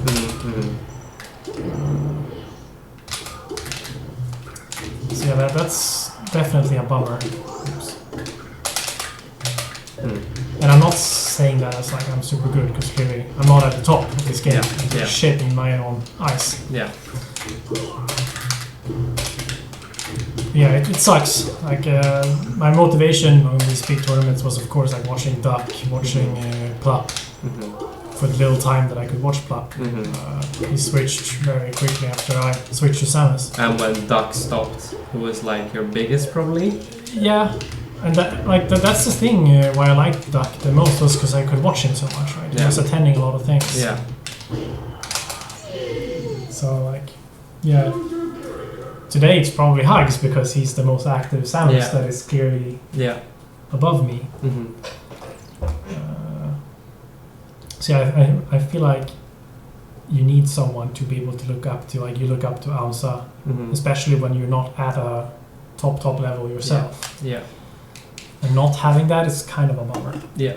And it definitely saps motivation. I also feel like it makes improving your gameplay way harder, because listening to someone that's worse than you is way harder than listening to someone that's better than you. Yeah. Because you have to critically value everything that they say. You have to sort of filter it. Exactly. Whereas when AMSA says something to me as a Yoshi player, I just go, it's probably clearly better than what I'm doing. I don't even have to filter my thoughts. I can ask him to explain further, so I understand it better. But I don't have to, as I would with there's like a random Yoshi number 27 I've never heard of from the US. Yeah. It was like, I just learned how to wave dash. By the way, I think up tilt is pretty good at comboing Ness. Yeah, but that's like an extreme example as well. There are obviously Samuses that I can learn a lot from. It's just that you don't take them as seriously, and like you said, you have to almost review what they're saying. Like you can't take it word for word. Whereas if Duck said something, I was like, okay, yeah, this makes sense. But if let's say Sprock says something and we don't really agree, it doesn't really give as much. Having all these people that are kind of around your level, you want someone that is above your level usually. Above or at least at your level. So like even if, let's say, I had a Samus that was like winning against me, but he was not placing nearly as high as I was in tournaments, I would take his word for things in the Samus duo, but that's about it. I wouldn't really trust his opinion on anything else. And yeah, having healthy discussions with your character is huge. Yeah. Especially for a character like Samus, I feel like that you can't really just grind out tech skill wise, which is kind of where I've gone lately instead, which is why I've started approaching more and just trying to play more in your face tech skill. Yeah, because I can't really figure out how else to improve. I feel like we should start wrapping up in a bit. We've talked a bunch about a lot of things, and we covered some interesting topics. I feel like there's more to talk about too as well, which is insane, because we've been talking for, I think, like more than an hour and a half or something. Yeah. But one of the things I would like to ask you is, what do you feel like, as you have become the best in Stockholm previously, and you are still a contender for the best in Stockholm, depending on how you view it.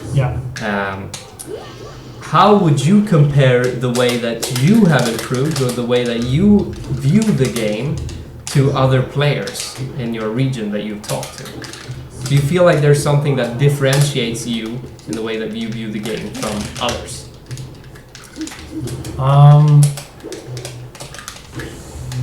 Like, do you want to give me an example here, or just in general what I think?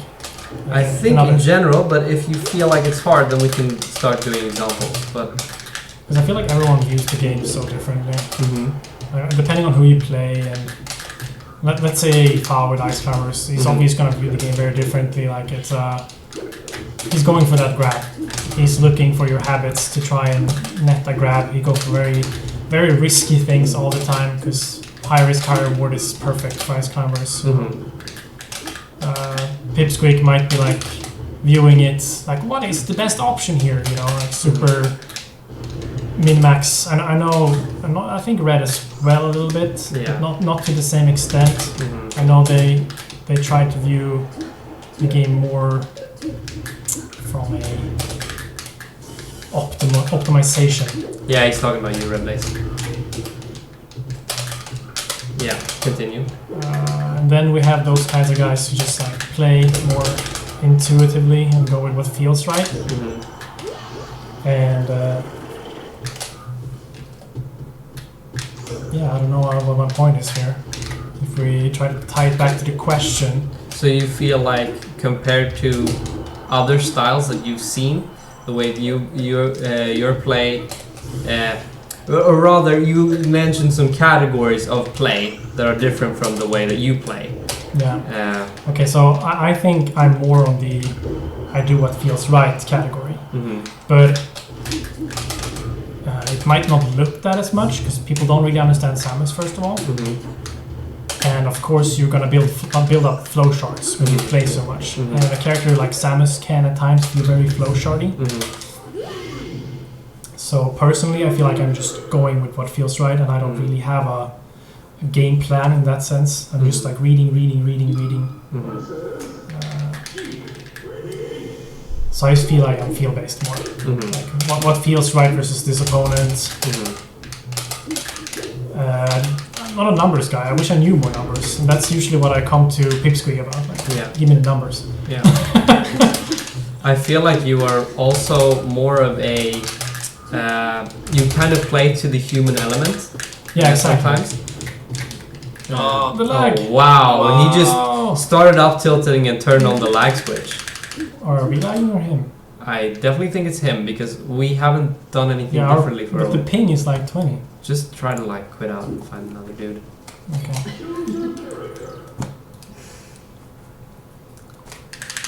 But it was Sheik. They wanted to see Sheik.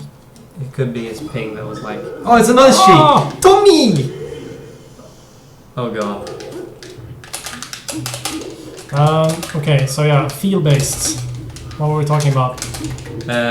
But you actually do the human element. Because I feel like if you compare you with Ekim, who are both field-based players, I'd say, in Stockholm's top level. Yeah. Ekim plays a lot on what he feels like would be the best case in every scenario, right? That's actually a good feeling.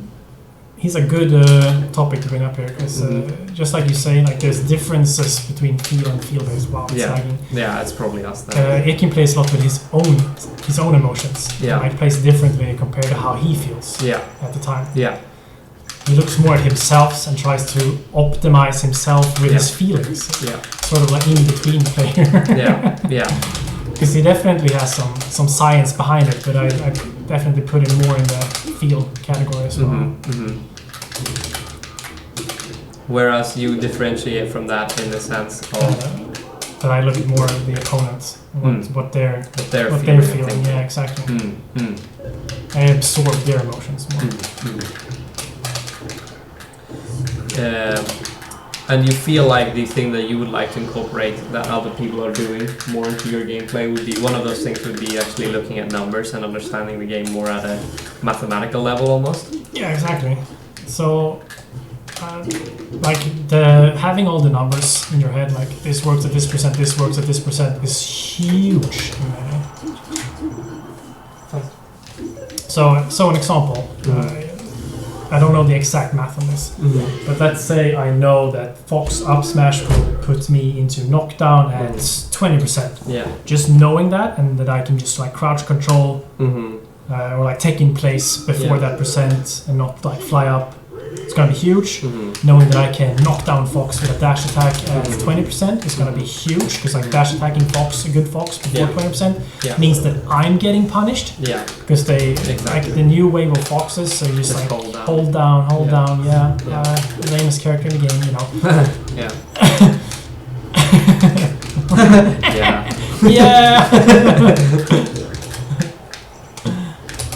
What do you mean? Fox is so honest.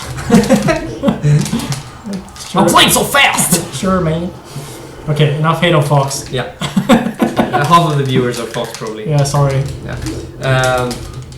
So, now that we talked a bit about what you would like to incorporate in the future and how your playstyle differentiates itself from other people, I'd like to ask you two more questions. One being, how do you think that your previous competitive gaming experiences, because you mentioned at the start of the cast playing both World of Warcraft Arena and StarCraft 2, have influenced the way that you view Melee? Yes, so I think competing is kind of like the same in everything, like the essence of it. So it has definitely been, that was definitely a boost to me being so good, quote unquote, fast compared to everyone else in Stockholm, maybe. Rising quickly. Because there's definitely an art. There's an art to learning, you know. Yeah. Very good book, by the way. Yeah. The Art of Learning. Have read it. So yeah, there's an art to learning in everything. If you're studying, if you're playing games, and it's very different. Like being in school and like maximizing how you're gonna get that knowledge. It's very different to playing a video game and or playing chess or playing a sports, like maximizing how you're gonna improve the fastest. They're the same and they're very different. And what I had is I had very much knowledge on how to improve in a competitive environment. That probably gave me something. So you feel like rather than getting help from the mechanics in the game being similar, you feel like you got help mostly from the fact that you knew how to, in general, approach getting better at a new game? I felt like that could have been a factor, but I don't think that was like biggest reason. I think just spending a lot of time and the fact that I played a character like Samus on Jazza, he was like, fuck this. So playing a character like Samus, like we spoke about earlier, like I could have this harmony, this control that helped a lot, and playing a lot helped being passionate and motivated to play and improve. Yeah. That was a clip in itself. All of the projectiles were hitting his face.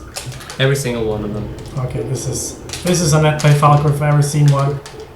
Yeah. He actually makes it back. But now he's dead. Yeah. Sorry.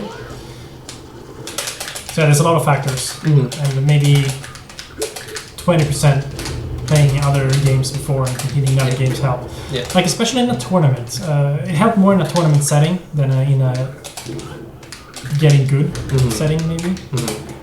Because I had already played on like a huge stage before. You know? Yeah, sit down in this booth and play StarCraft 2 against 2,000 people. Have fun.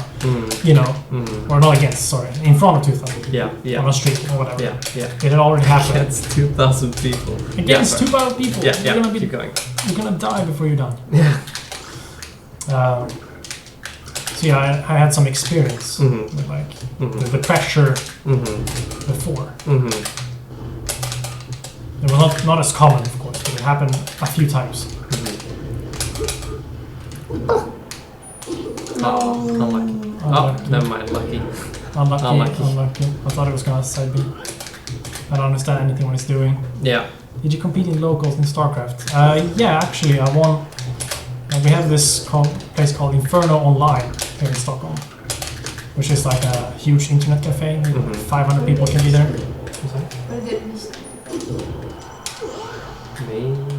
So yeah. I showed you before. My girlfriend asked if I showed her before. Huge internet cafe, and back when StarCraft came, like 2011, the year after it came probably, they started having like locals where you could win a bunch of money every week. Yeah. And I attended a few. It went pretty good. Nice money from someone being 16. Yeah. So yeah, we had some locals, and I traveled around Sweden with a team called Ludio Esports. Ludio, which is like play in, I don't know. Latin. Yeah, it's probably Latin. That makes sense. I don't know. Yeah, probably. It sounds like Latin. Yeah. It's like play your games or something. In Latin. So yeah, we went to various locations, kind of similar to like going to just any national in Sweden. Yeah, David actually, or Calcorp just asked the last question I was about to ask you, which is, what do you plan for the future in terms of Melee? And what's your motivation like now? What do you look forward to in terms of Melee? So my motivation is going up and down a lot, like on a daily basis. When I noticed this now, and I had a 3-week vacation. Like my motivation skyrocketed. Yeah. Just having time to like focus on Melee again, and because usually like after a work day, I'm super tired. Yeah. I was working today. I've been chugging coffee and energy drinks to like come over here and do this because I was hyped. You know, it's fun to meet friends, and Melee is great. But usually I don't have the energy. It's like, okay, maybe around midnight, I go and play unranked for half an hour against this guy, you know, the random Falco. Hotoka. Yeah. Create some clips. This is the standard thing. It's like, oh, he's gonna short shot. Yeah. And then I never short shot. Yeah. Because you know they're trying to just counterplay it. Yeah. So yeah, I played Hotoka 100 times even though I didn't play him. Yeah. Yeah. You know. Yeah. I understand exactly. So if I get more time in the future. Oh, stream sniped. I think this guy's good. Stream sniped. He's in the chat. Yeah. Anyway. So if I get more time in the future, I will probably get way more motivation as well. Yeah. For sure. But right now it's up and down. I think it's hard to say like after Corona or if there's more events like this kind of, then I'd be more motivated, you know. Do you think you could ever have a relationship with Melee outside of competing in it? Like seriously? Yeah, I can see that. Like I feel like, oh shit, am I dead? I feel like I've invested too much time to not have fallen in love with this game. So even when I'm 35 and maybe not going to tournaments, going to Smash Fests every other month at least, would definitely be something that I would want to do. That's good to hear. And in general, for the future, for you as a person, is it still keep working where you're working right now? Try to improve your general life standing and play Melee on the side? I hope Rovio doesn't see this, but I don't see myself working at Rovio for like ever. You know? No. But I think that makes sense as well. I think that's also just... It's very rare that you feel like you should be staying where you are forever, right? Yeah. So yeah, it depends a lot. Like, I don't know how much information I can give out. I can't say what I'm working on. Yeah. But when I release the game that I'm working on, I'm gonna get a more sense of how all the other games at the office are like working on. And let's say I don't like working on them, then I'm probably gonna wanna get out after a while. Yeah. But if I love working on them, then it's a pretty chill place. Like I don't need to crunch as much here. Because people are generally more experienced and a bit older, and they're like, yeah, I've worked in the industry for 15 years, so I just want to go to Rovio and make some chill mobile games. I don't really have any passion for it or care too much, but it's like I don't need to work my ass off here. Yeah. So there's clear benefits and downsides. You can tell that like most people are like me; they don't care too much about the game. Yeah. They didn't like grow up on mobile games, you know. No. I have this guy that's like made Call of Duty games since I was 5 years old, for like 20 years that I'm working on. I was talking to today. So it's like, obviously this guy doesn't really care about our game. He's just there to kind of have a safe place to work at and chill. Exactly. Makes sense. I mean, it's an industry that's growing and doing very well, so... Yeah, exactly.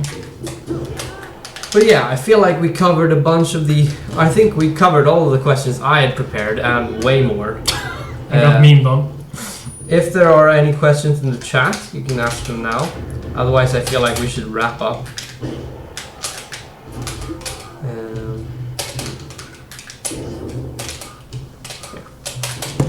So yeah, if you have, we'll give it a couple of minutes so that people in chat can type out. And if not, we'll just end it. I don't know if people want to see me play or something, or if you're satisfied with what it's been right now. Because I know a lot of Smash podcasts like end with a set between players. But I feel like this podcast has been quite different from other Smash podcasts in the sense that we don't really talk about Melee in the sense of pure Melee.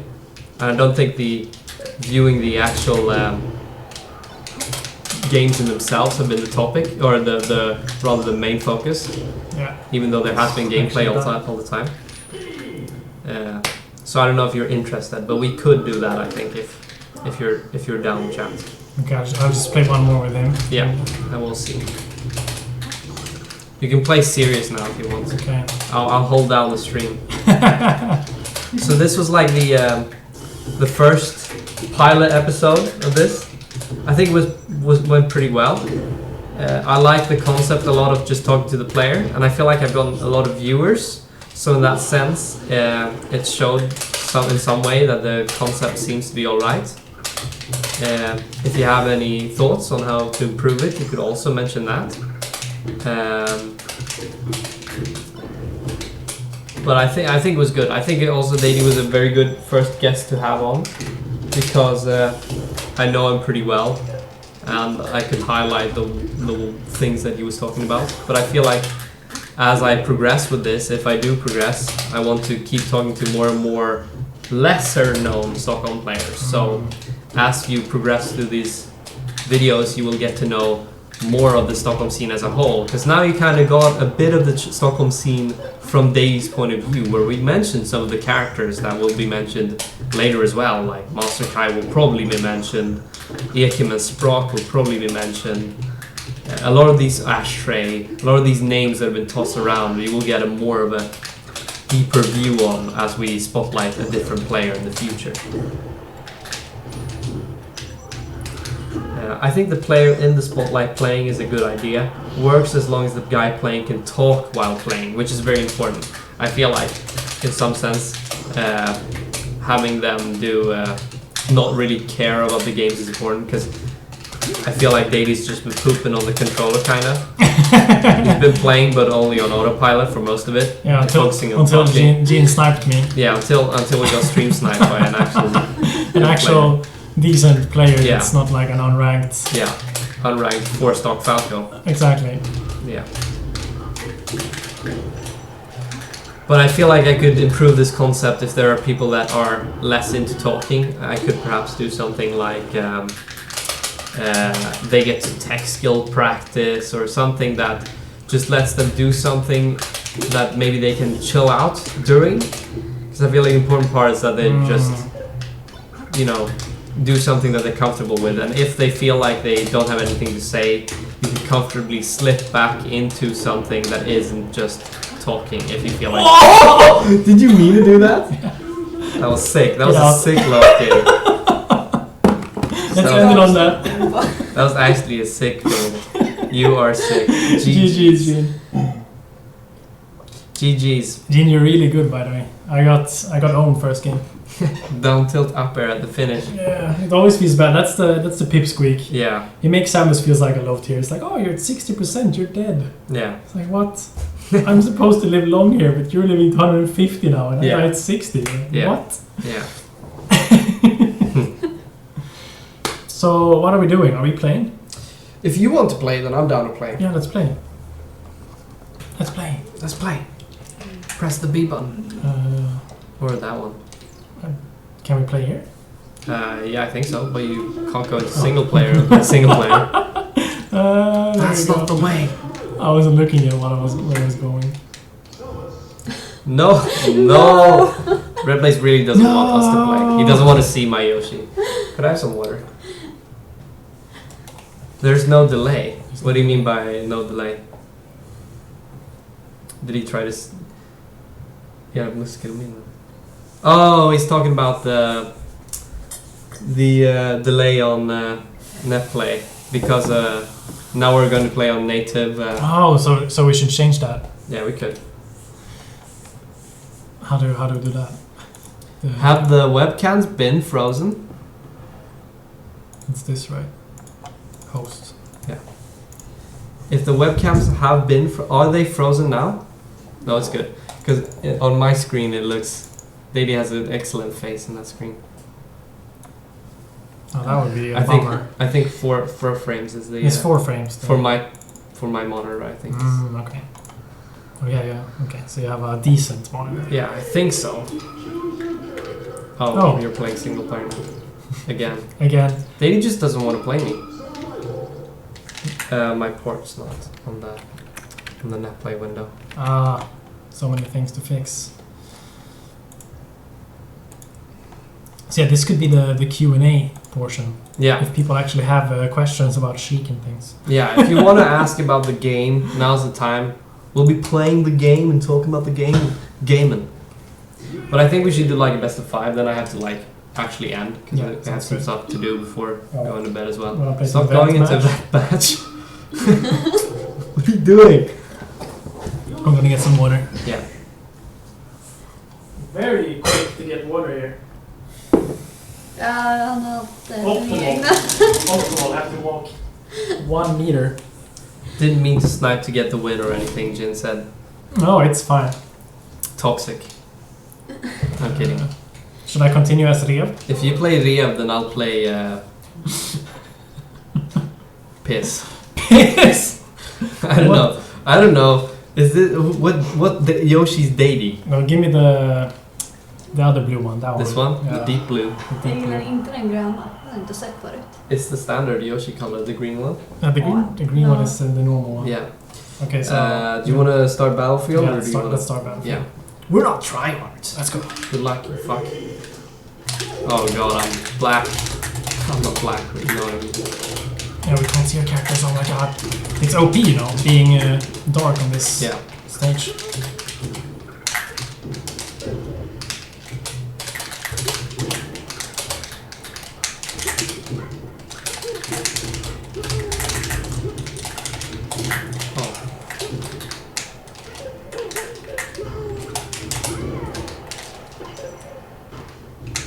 Thanks for the games, man.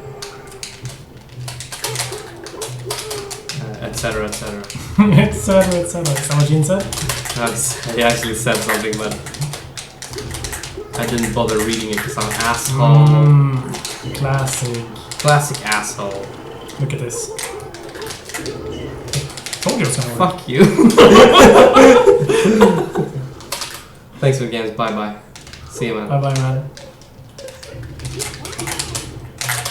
No! I knew you were gonna do that. All Samus is spot dodge at the ledge. Yes, it's OP. That's by the way the Rev. I taught Amsa that, so it's mine now. Yeah, fair enough.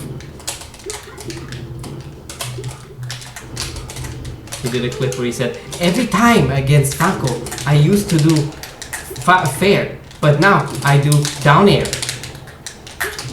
And then I knew. It was me. I even asked him, was this because you played me? And he said, yes. You were like, yes! I have affected, actually one of my biggest goals in Smash when starting out playing Yoshi was having an effect on the top level meta of the character in some way. I wonder if I have had anything in the top level meta. It's so hard to know, right? Obviously a lot of people have watched screenplay, but the Samuses that do might have not reached out. Yeah. Exactly. And it was so clear cut in that situation because we net played. I did downer to down smash against him. He said, oh, that seems really good because he was trying to buff her shield and it didn't work. I told him why it worked and then he started doing it. Like it was very obvious that what he did was me. Whereas it's harder if you don't interact with the people who may or may not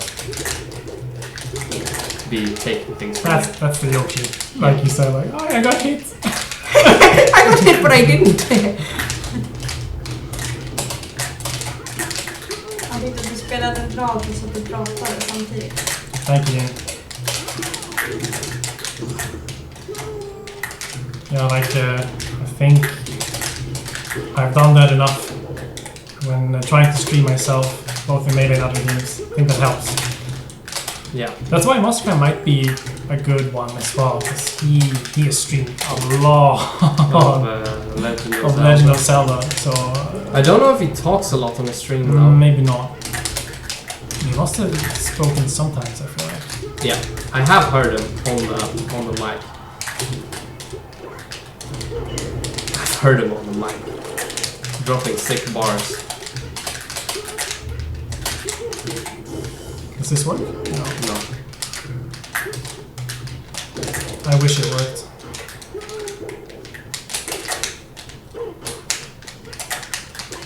Oh, yeah. going high? Yeah. What? That was insane.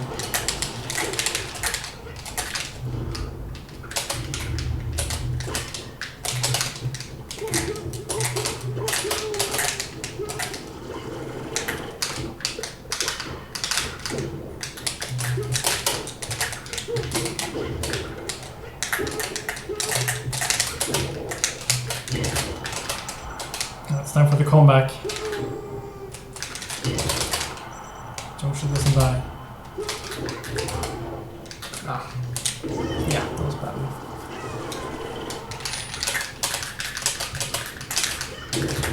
Ouch.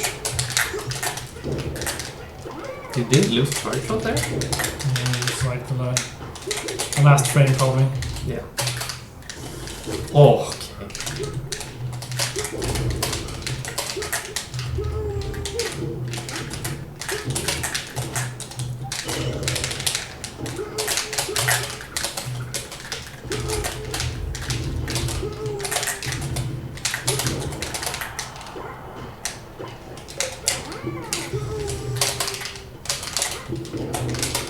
No! Oh, wow. I didn't even think you would do that. I thought you would spot dodge. Yeah. Yeah. But I did that last time. Can't do it again. True. Mix-ups. Mind games. So what is the best stage? I only won because you couldn't see me, by the way. Yeah, I know. It's OP. Dreamland. Let's go Dreamland. Okay.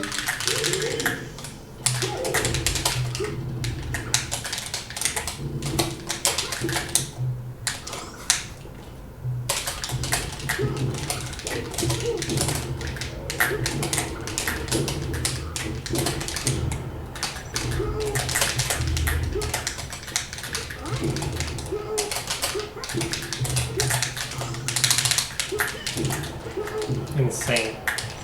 I've never seen that.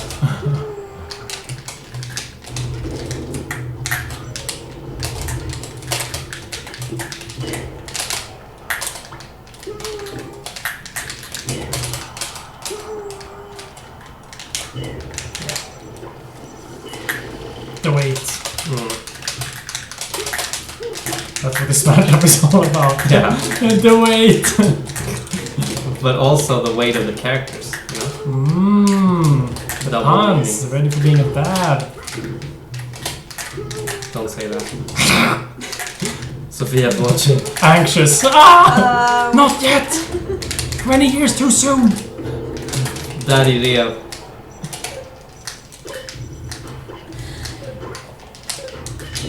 Yeah, okay. Yeah, okay. I see you.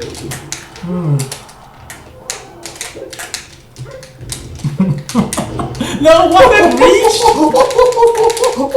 Fuck you! You think you're better than me? I'll fucking bah! I'm sorry. You're better than me, I'm sorry. Don't hit me again.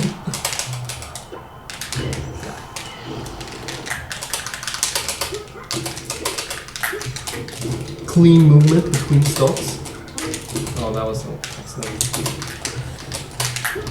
Oh, is this the combo video? No. But whose combo video is it, Daydee? No one else.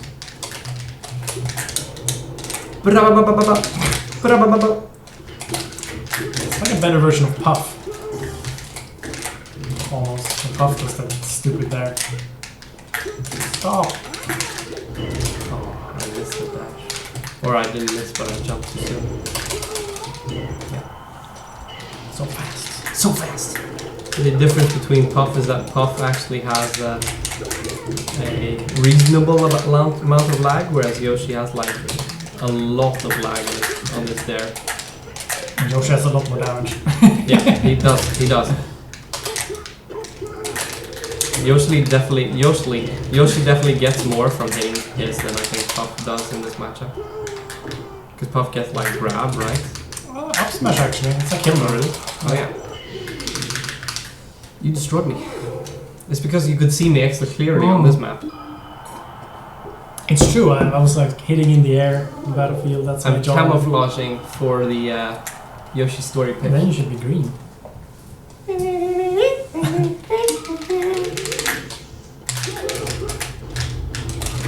Yeah. This is what we talked about. This is what we talked about. You and Drug Fox, come on. Or maybe it was us. Are you Drug Fox? Yeah. Actually, it was us, right? Like going Yeah. for Parries and low positions.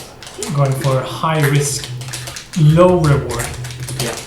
It's a big no-go.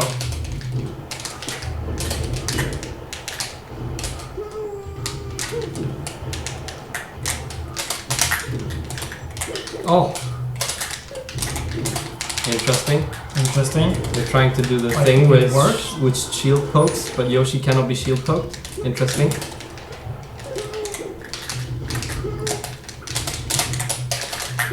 Oh, what? You grabbed me in the air? I thought Sonic couldn't do Yeah, that. you can if they're really close.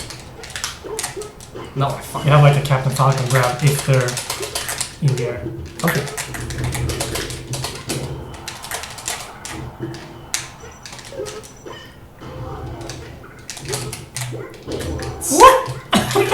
That's kind of funny. Yeah. Come on, you have to do this, Rev. You can do this. All your training against Brock and Daydee. All your training against these guys who beat you every time. Oh, I tried to go for gimmicks. Not like this. Let's get out of here.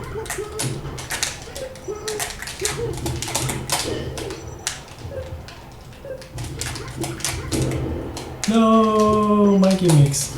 Oh, You tried to go for gimmicks.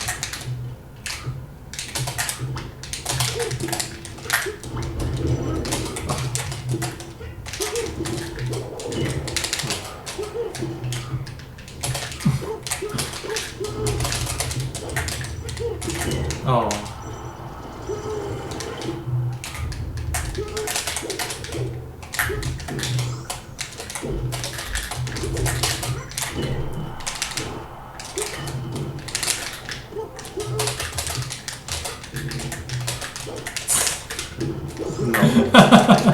almost. Yeah.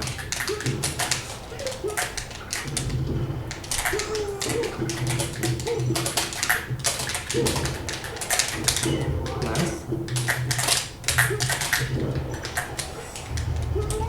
Oh,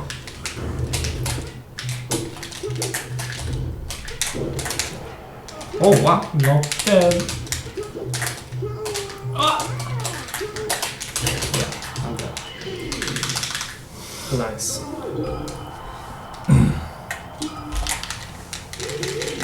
You were right though, that people don't want to watch Samus Yoshi as well. Yeah. It makes sense. I think people can relate more to being the 4-stock Falco. I think people also were interested in hearing you talk rather than hearing your buttons.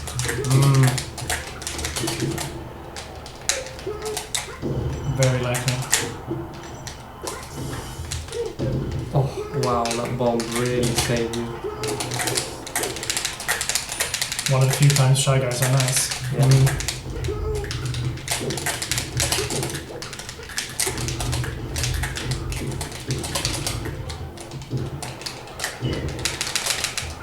Wow, I lost my jump there.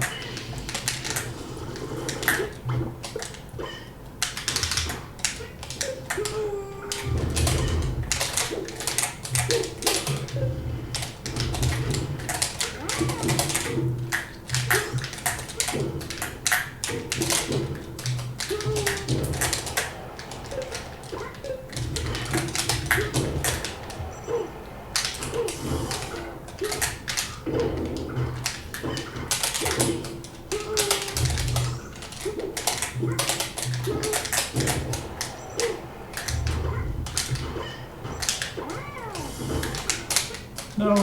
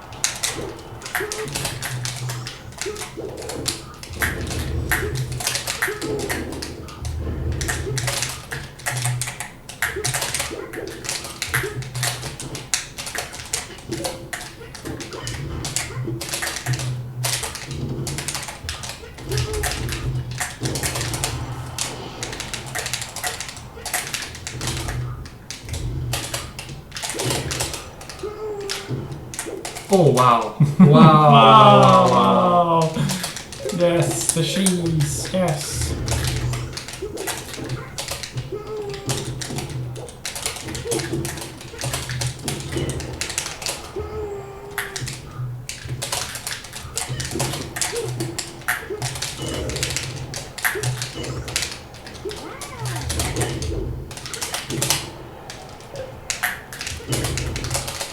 Oh, extra percents.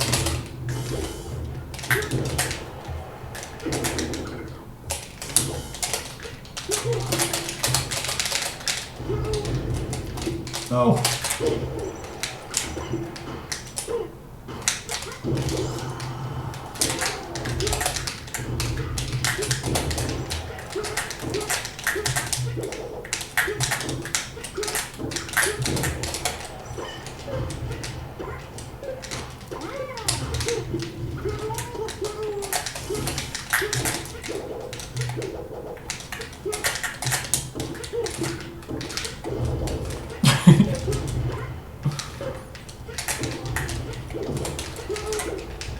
And we're in! Yes! That was so close. If you got that bear, I would have died. Yeah, probably.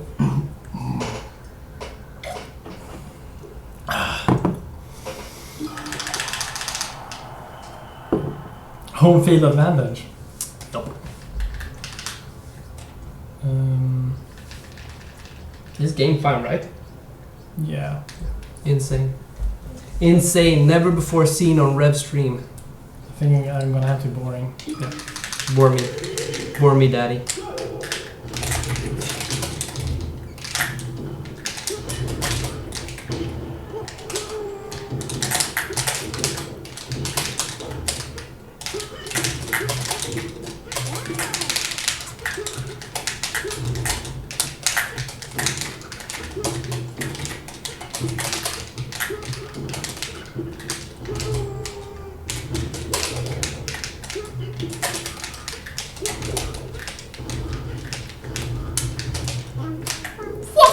That was nice.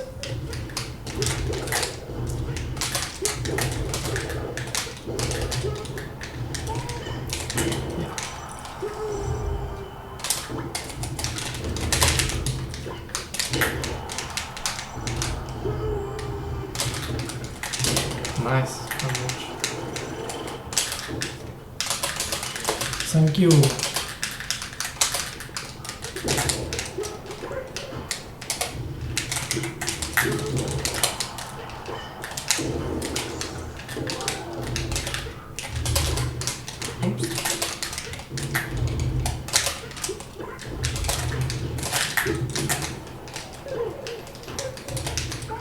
Yeah. Smart. Punishing bad habits. Let's go.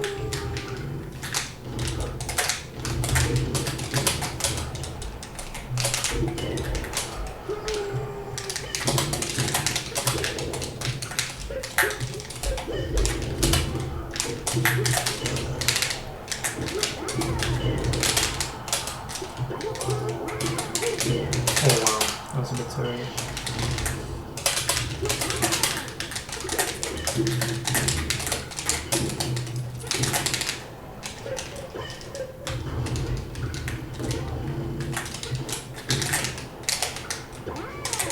No.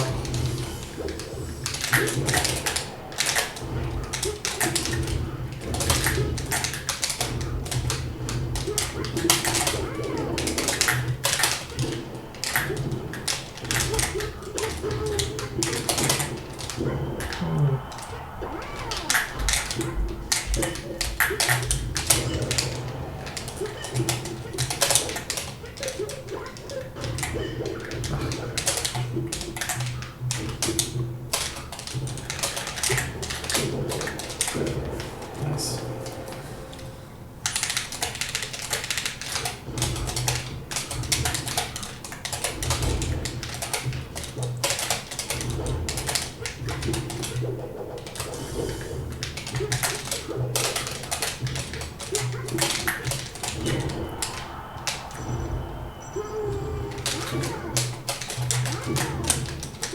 No. Did you die from that? Oh.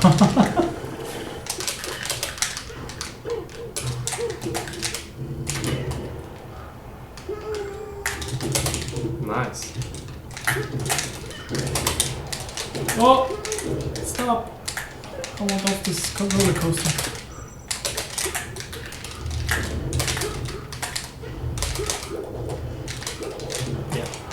Yeah, I agree.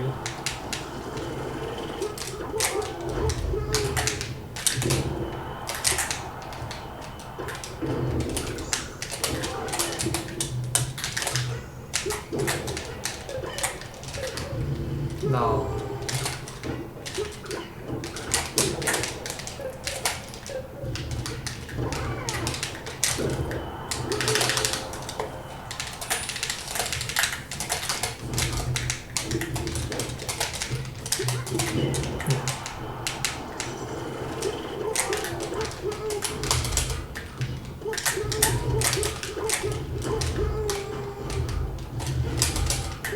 Oh, is it 3 minutes of